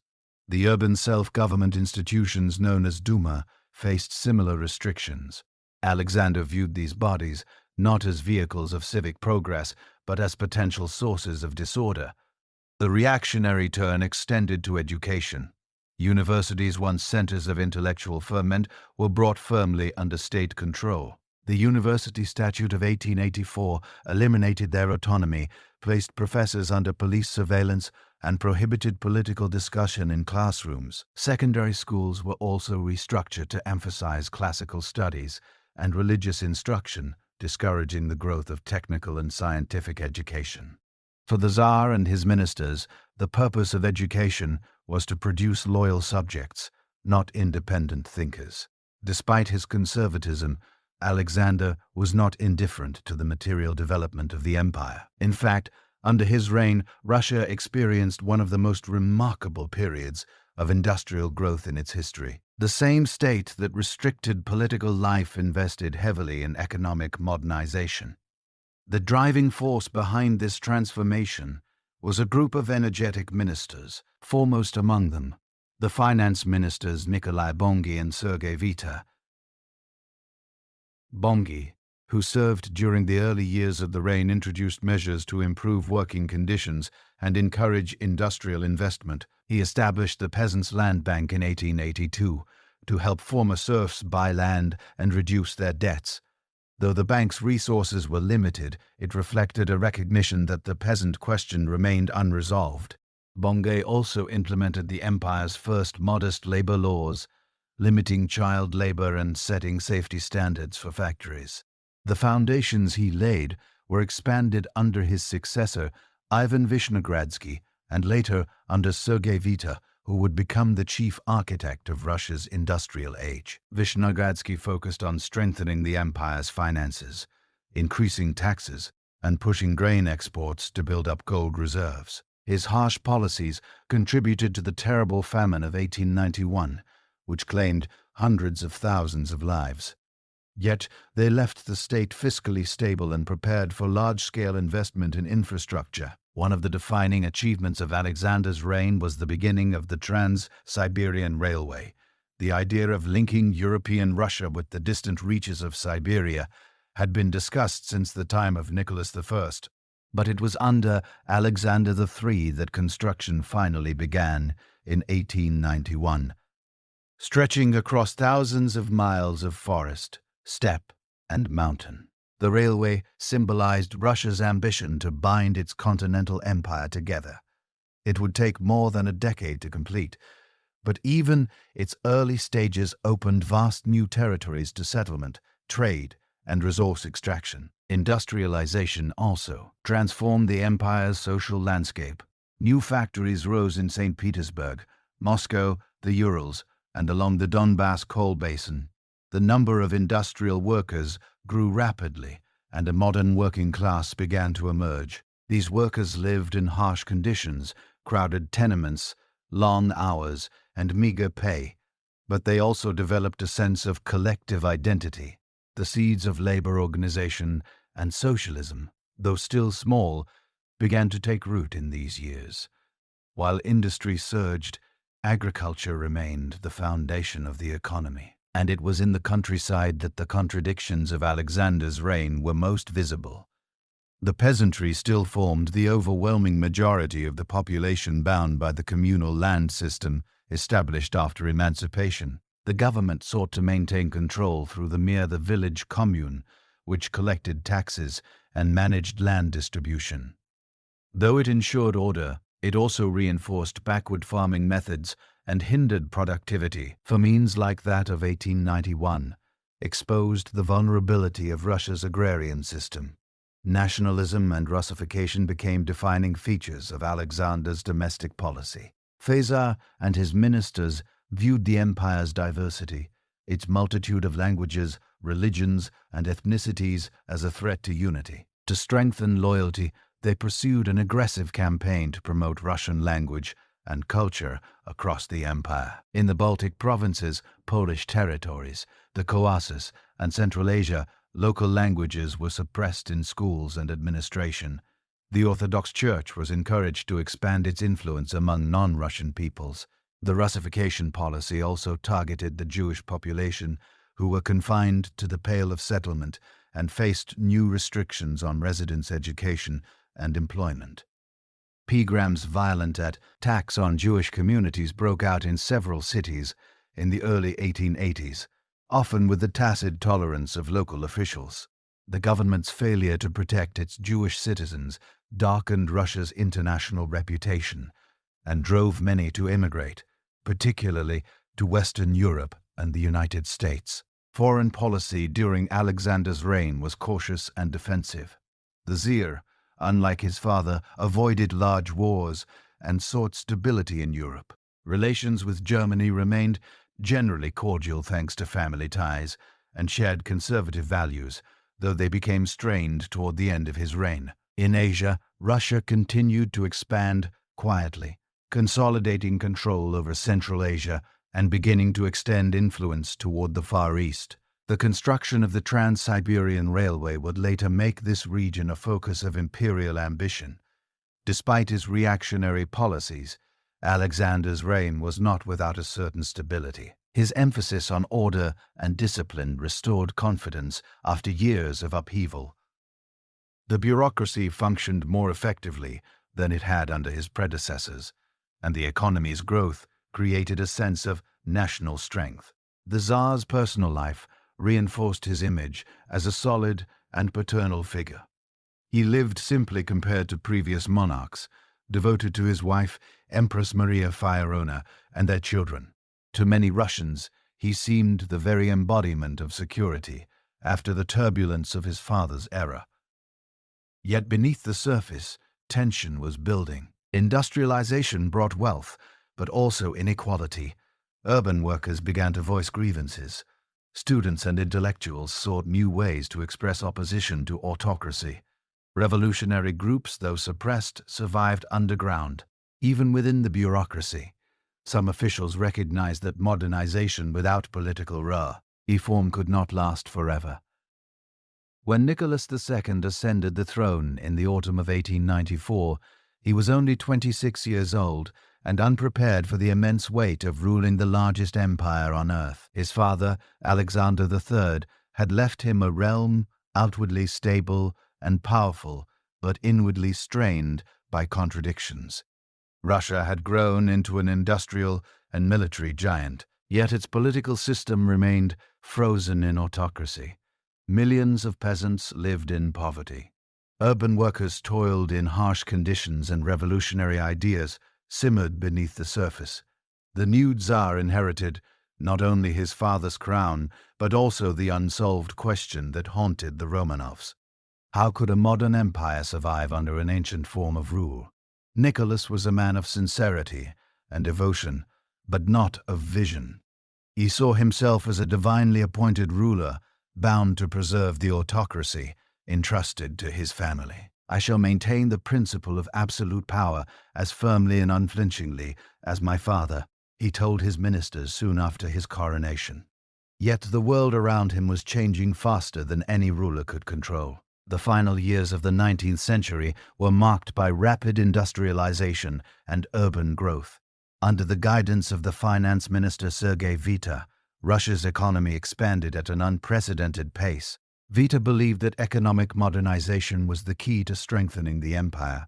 He encouraged foreign investment, imposed protective tariffs, and expanded the railway network that Alexander III had begun. The crowning achievement of his program was the completion of the Trans-Siberian Railway, which connected St. Petersburg and Moscow with Vladivostok on the Pacific.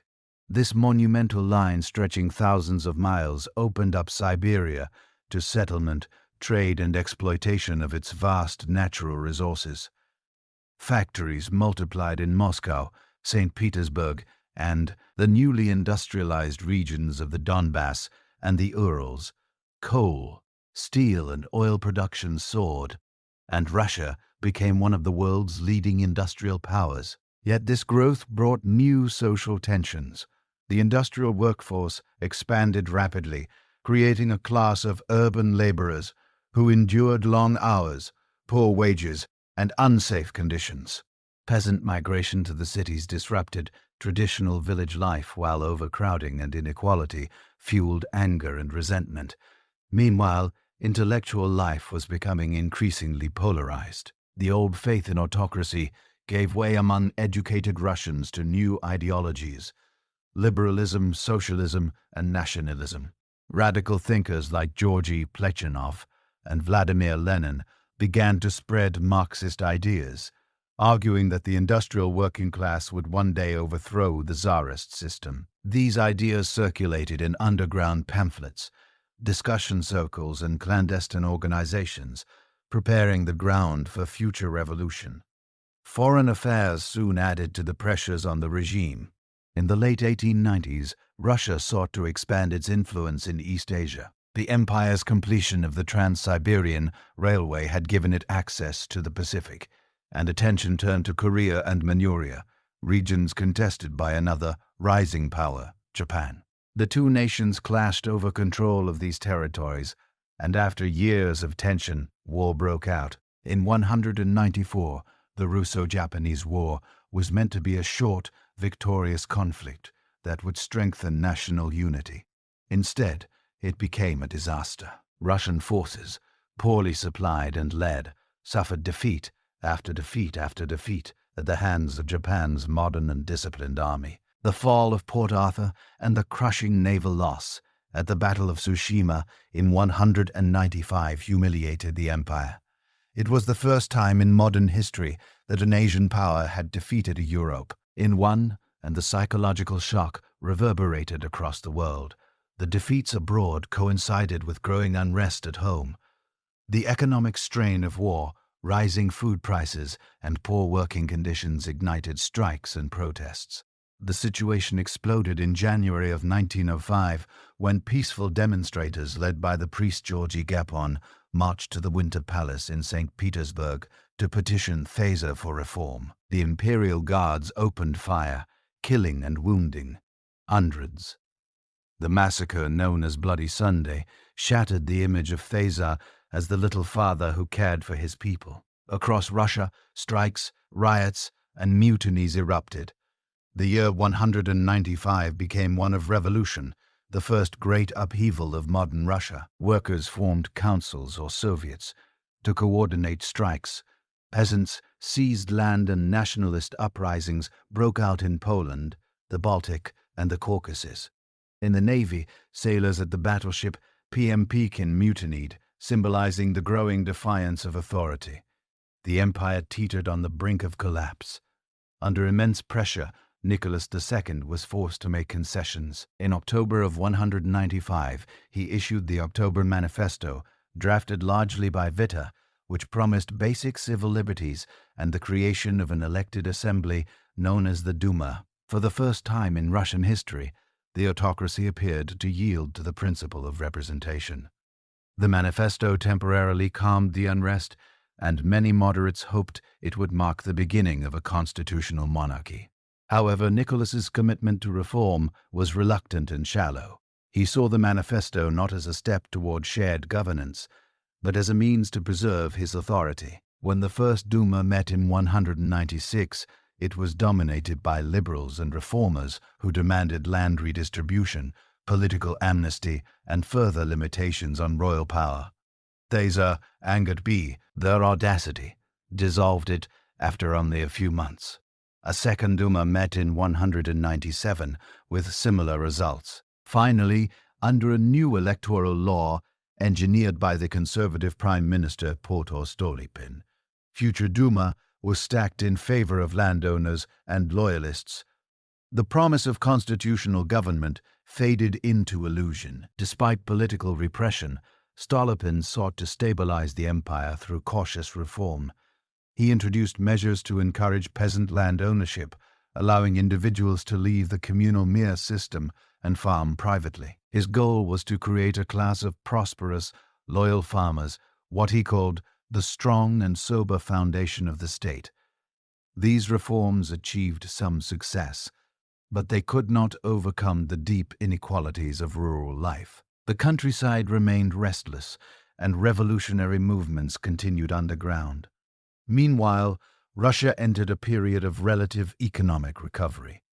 Industrial output rose once more, railways expanded, and foreign investment flowed in. The empire's population surpassed 160 million, making it one of the largest nations in the world. The cities grew rapidly, their skylines filled with factories, warehouses, and new apartment blocks. Yet this growth only widened the gap between rich and poor, between modernity and autocracy. The empire looked strong on the surface, but its foundations were brittle. Culturally, the early 20th century was one of extraordinary creativity. The Silver Age of Russian literature, art, and music flourished. Writers such as Anton Chekhov and Ian Bunan explored the tensions of modern life. Composers like Tchaikovsky, Rimsky-Korsakov, and later Stravinsky brought Russian music to global prominence. Painters of the Mirskoustva movement challenged artistic conventions beneath the brilliance of this cultural flowering. However, lay a sense of anxiety, a feeling that the old world was nearing its end. The outbreak of the First World War in 1914 brought these tensions to their breaking point. Initially, patriotic enthusiasm swept the empire. Crowds filled the streets of St. Petersburg, renamed Petre to sound less German, chanting support for the Tsar. Russia entered the war as part of the Allied powers alongside Britain and France, hoping to defend Slavic nations in the Balkans and to restore its international prestige. But the war quickly turned disastrous. The Russian army, vast but poorly equipped, suffered devastating losses against the well-organized German forces. Millions of soldiers were killed, wounded, or captured. The home front collapsed under the strain of mobilization. Food shortages, inflation, and transportation breakdowns led to widespread suffering. The government's incompetence and corruption became impossible to ignore. Tsar made a fateful decision in 1915. He personally assumed command of the army, leaving the capital and placing his German-born wife, Empress Alexandra, in charge of domestic affairs. Her growing reliance on the mystic Grigory Rasputin, whose influence over the royal family became notorious, further discredited the monarchy. Rumors of corruption, treason, and moral decay circulated widely, destroying what remained of public confidence in the regime. By the dawn of 1917, the Russian Empire stood on the edge of collapse. The war that Nicholas II had entered with patriotic confidence had turned into a catastrophe. The armies were broken, the economy was in ruins, and the people were starving. In the cities, workers and soldiers were united in anger. In the countryside, peasants seized estates and refused to obey officials. The centuries-old structure of autocracy, already weakened by reform, industrialization, and social unrest, finally gave way. What followed was not a single revolution, but a sequence of upheavals that would sweep away the old order, unleash civil war, and give birth to a new kind of state, the Soviet Union. The spark came in February of 1917 in Petrograd, the imperial capital that had once symbolized Russia's might and modernity. It began as a protest over bread shortages. Women queued for hours outside bakeries, demanding food for their families. Workers joined the demonstrations, and within days the city was in turmoil. Factories shut down, public transport halted, and the police lost control. When troops were ordered to fire on the crowds, many refused and instead joined the protesters. The mutiny spread rapidly, and soon entire regiments declared their support for the uprising. On the 12th of March, the Duma, Russia's elected legislature, formed a provisional committee to restore order and take control. At the same time, workers and soldiers established a Soviet or council representing their own interests. The capital now had two centers of power, each claiming legitimacy. The Romanov dynasty, isolated and discredited, had no means of regaining control. On the 15th of March, Nicholas II abdicated the throne, ending more than 300 years of Romanov rule. He hoped his brother, Grand Duke Michael, would succeed him, but Michael refused, declaring that he would only accept power if confirmed by a constituent assembly. With that, the Russian monarchy ceased to exist. The new provisional government, led by liberal politicians such as Prince Gorgy Lav and later Alexander Kinsky, promised democracy, civil rights, and a constitution. Its leaders were men of education and principle inspired by Western ideals of parliamentary government. They abolished the death penalty, granted freedom of speech and assembly, and pledged to convene an elected constituent assembly to determine the nation's future. For a moment, Russia seemed poised to join the ranks of modern democratic states, but the reality outside Petrograd was far less orderly. The empire was still at war, and the army was disintegrating. Soldiers deserted in the hundreds of thousands, weary of fighting and unwilling to die for a government that could not feed them. In the countryside, peasants seized the land of landlords, redistributing it through local committees. National minorities across the empire, Finns, Poles, Ukrainians, and peoples of the Caucasus and Central Asia, demanded autonomy or independence. The empire, already fragile, began to fracture. Meanwhile, the Petrograd Soviet, composed of workers, soldiers, and socialist intellectuals, grew increasingly powerful. Its slogan, "All Power to the Soviets," challenged the very existence of the provisional government. The dual power arrangement that emerged in the spring of 1917 was inherently unstable. The provisional government held formal authority, but the Soviets held the loyalty of the masses and the army. Into this volatile situation stepped the Bolsheviks, a radical faction of the Russian Social Democratic Labour Party led by Vladimir Lenin. Exiled in Switzerland since before the war, Lenin returned to Petrograd in April with the help of Germany, which saw him as a weapon to destabilize its enemy. His arrival electrified the revolutionary movement. In his April thesis, Lenin called for an immediate end to the war, the transfer of land to the peasants, and all power to the Soviets. He denounced the provisional government as a tool of the bourgeoisie and insisted that only a dictatorship of the proletariat could fulfill the revolution's promise. Throughout the summer, Russia drifted deeper into chaos. The provisional government tried to continue the war, launching a final offensive in June that ended in disaster. Soldiers mutinied and discipline collapsed. Economic conditions worsened, strikes multiplied, and prices soared. In July, mass demonstrations erupted in Petrograd, demanding that the Soviets seize power. The uprising, later known as the July Days, was suppressed, and the Bolsheviks were briefly driven underground. Lenin fled to Finland while many of his followers were arrested. Yet the tide soon turned again.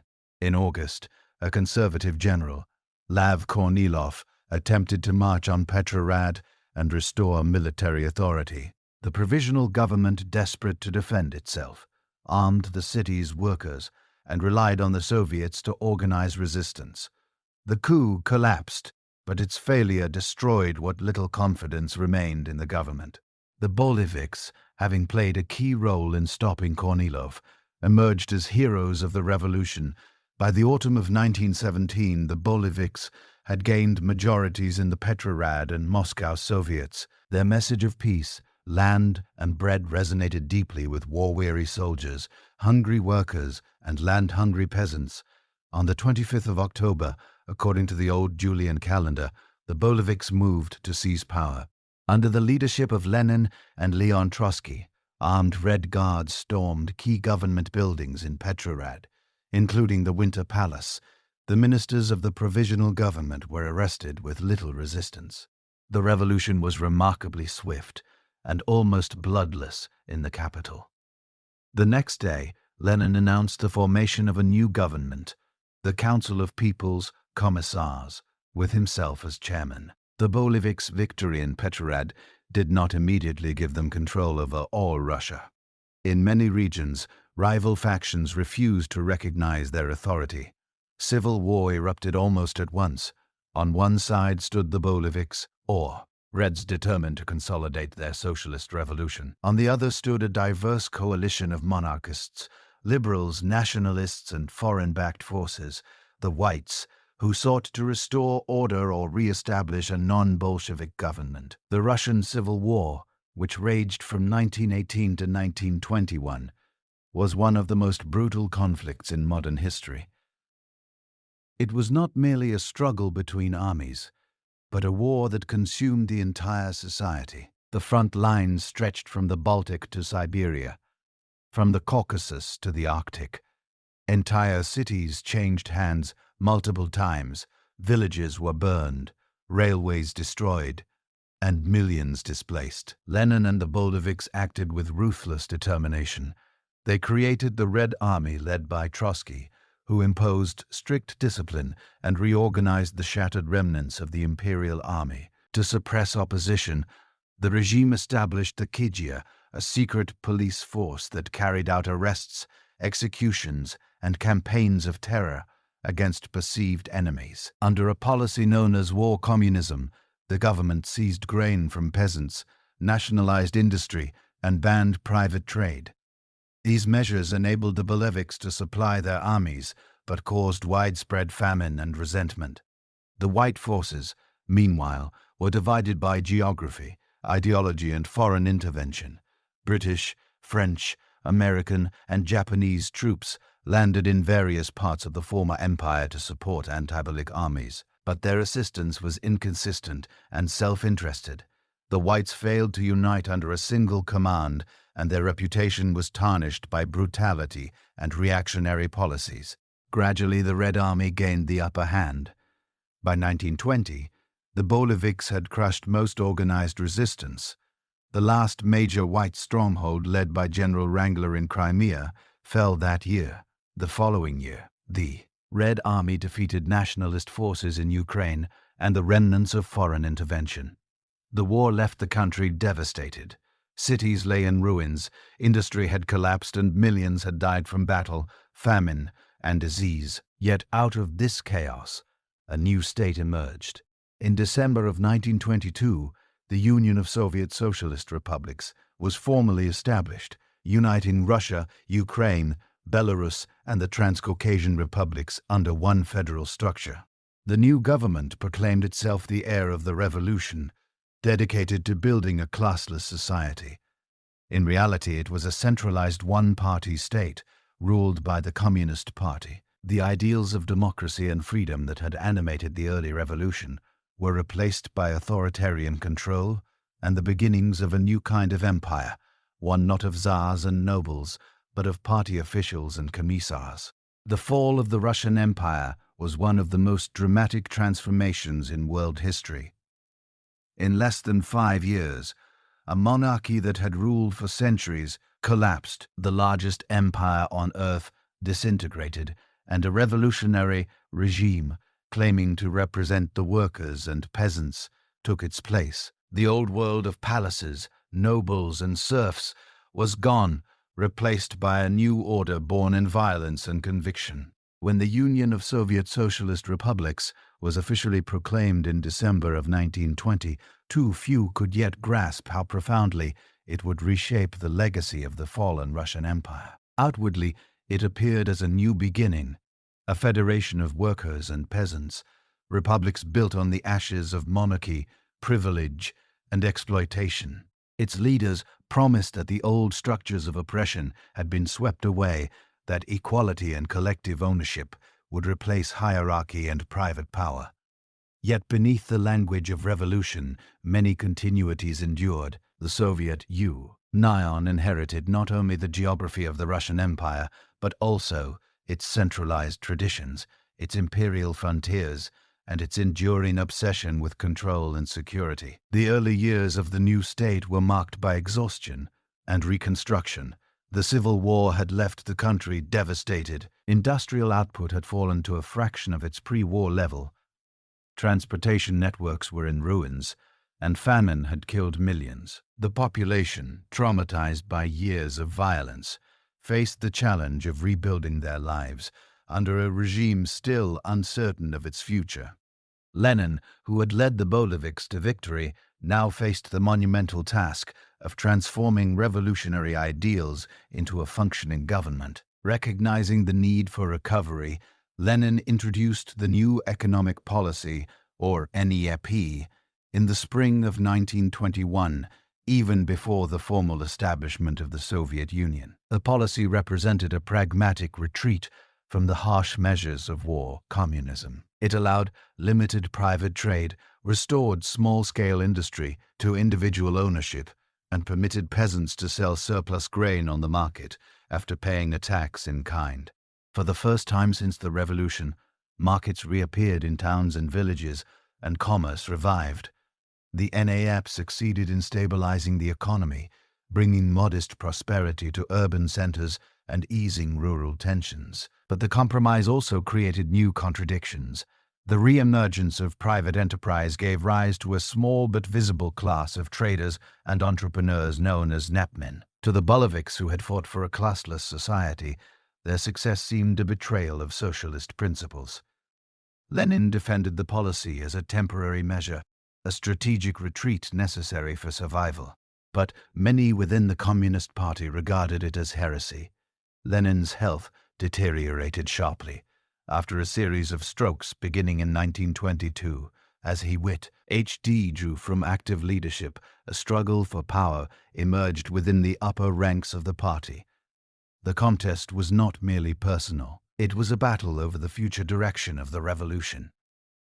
On one side stood Leon Trotsky, the brilliant organizer of the Red Army, who advocated for rapid industrialization and the spread of world revolution. On the other stood Joseph Stalin, the party's general secretary, a position that gave him control over appointments and internal organization.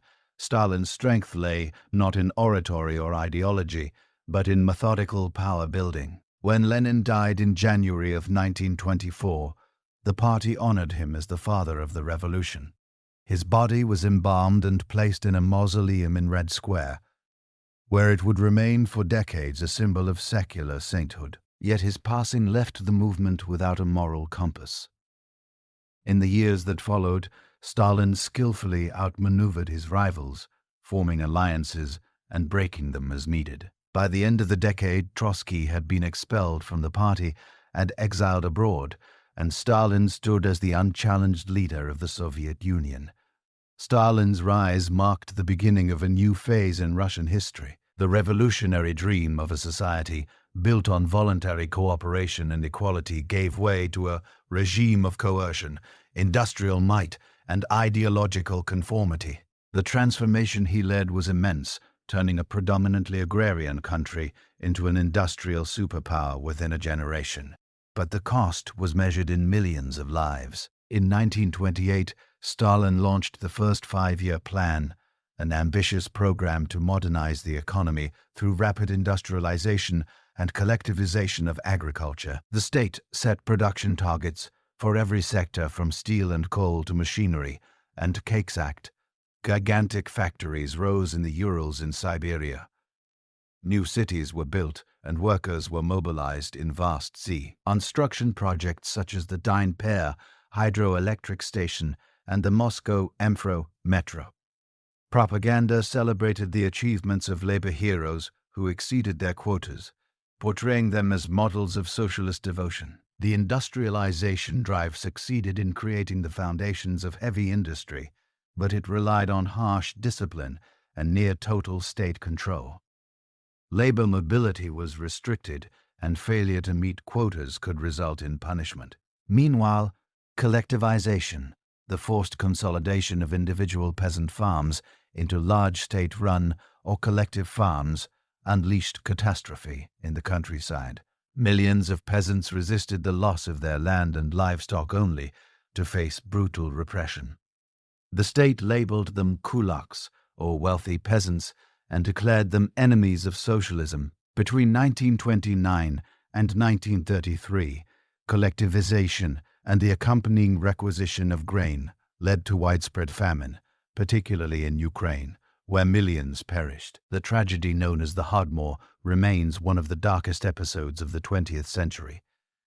Entire villages starved while the state continued to export grain to meet industrialization goals. The suffering of the peasants was hidden behind a facade of progress. By the mid-1930s, the Soviet Union had indeed become a modern industrial power. Its factories produced steel, tractors, and weapons on a scale unmatched in its history. Urban populations swelled, literacy rates rose dramatically, and scientific education expanded. Yet, this progress came at the price of unprecedented repression. Stalin's consolidation of power culminated in the Great Purges of the late 1930s, a campaign of political terror aimed at eliminating all real or imagined enemies. The secret police, now called the NKVD, carried out mass arrests, forced confessions, and executions. Party officials, military commanders, intellectuals, and ordinary commanders, intellectuals, and ordinary citizens alike were accused of treason or counter-revolutionary activity. Show trials in Moscow dramatized the supposed conspiracies of former Bolshevik leaders who were publicly humiliated before being executed. Millions were sent to labor camps, the Gulag, where they endured starvation, disease, and death in the frozen wilderness of Siberia. The purges destroyed the generation that had made the revolution and created an atmosphere of pervasive fear. Yet Stalin emerged stronger than ever. His image was exalted to near deity status. His portrait hung in factories, schools, and homes. His speeches were memorized and recited as if sacred text. The cult of personality replaced the collective leadership that Lenin had envisioned. Despite the terror, the Soviet Union's transformation under Stalin was undeniable. By the late 1930s, it had become a centralized, industrialized, and militarized state capable of rivaling the great powers of the world. The empire of Tsars had been replaced by an empire of ideology, one that sought not hereditary legitimacy, but historical destiny. In foreign policy, Stalin's regime walked a precarious line between isolation and engagement. The Soviet Union joined the League of Nations in 1934, seeking international recognition. Yet, suspicion of the capitalist world remained deep. Meanwhile, Stalin extended control over the non-Russian republics within the Union, suppressing local languages and cultures in favor of a unified Soviet identity. While officially a federation, the USSR was in practice a highly centralized empire dominated by Moscow. As the decade progressed, the clouds of another great war began to gather over Europe. The rise of fascism in Italy and Germany posed a new threat, both ideological and strategic. At first, the Soviet Union sought collective security with Western democracies, but mutual distrust prevailed. In August of 193, Stalin stunned the world by signing the Molotov-Ribbentrop Pact with Nazi Germany, a non-aggression treaty that secretly divided Eastern Europe into spheres of influence.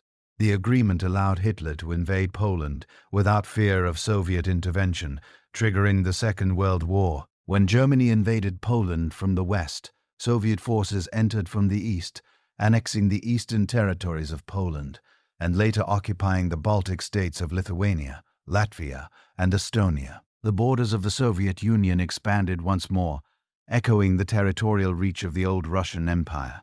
For the first time since the revolution, Russia's imperial geography had been largely restored, but under a new banner. The pact with Germany was one of cynical calculation, buying Stalin time to strengthen his defenses. Yet, it would not last. In June of 1941, Hitler betrayed his ally and launched Operation Barbarossa, the largest invasion in human history. German armies poured into Soviet territory, advancing rapidly and inflicting massive losses. Entire regions fell. Millions were captured or killed, and the Soviet state faced its greatest test since its creation. The invasion would transform the Soviet Union once again, turning it from a revolutionary power into a nation fighting for survival. The coming years of war, what Russians would call the Great Patriotic War, would forge a new sense of unity and sacrifice, rooted not in ideology, but in the defense of homeland. The empire that had fallen in 1917 had now been reborn in another form. The Soviet state was at once a continuation and a transformation of the Russian imperial tradition, centralized, vast, and driven by the conviction of historical mission. Its capital was no longer the court of the Tsars, but the Kremlin of the party, its ruler no longer divine by blood, but absolute by ideology, elite by ideology.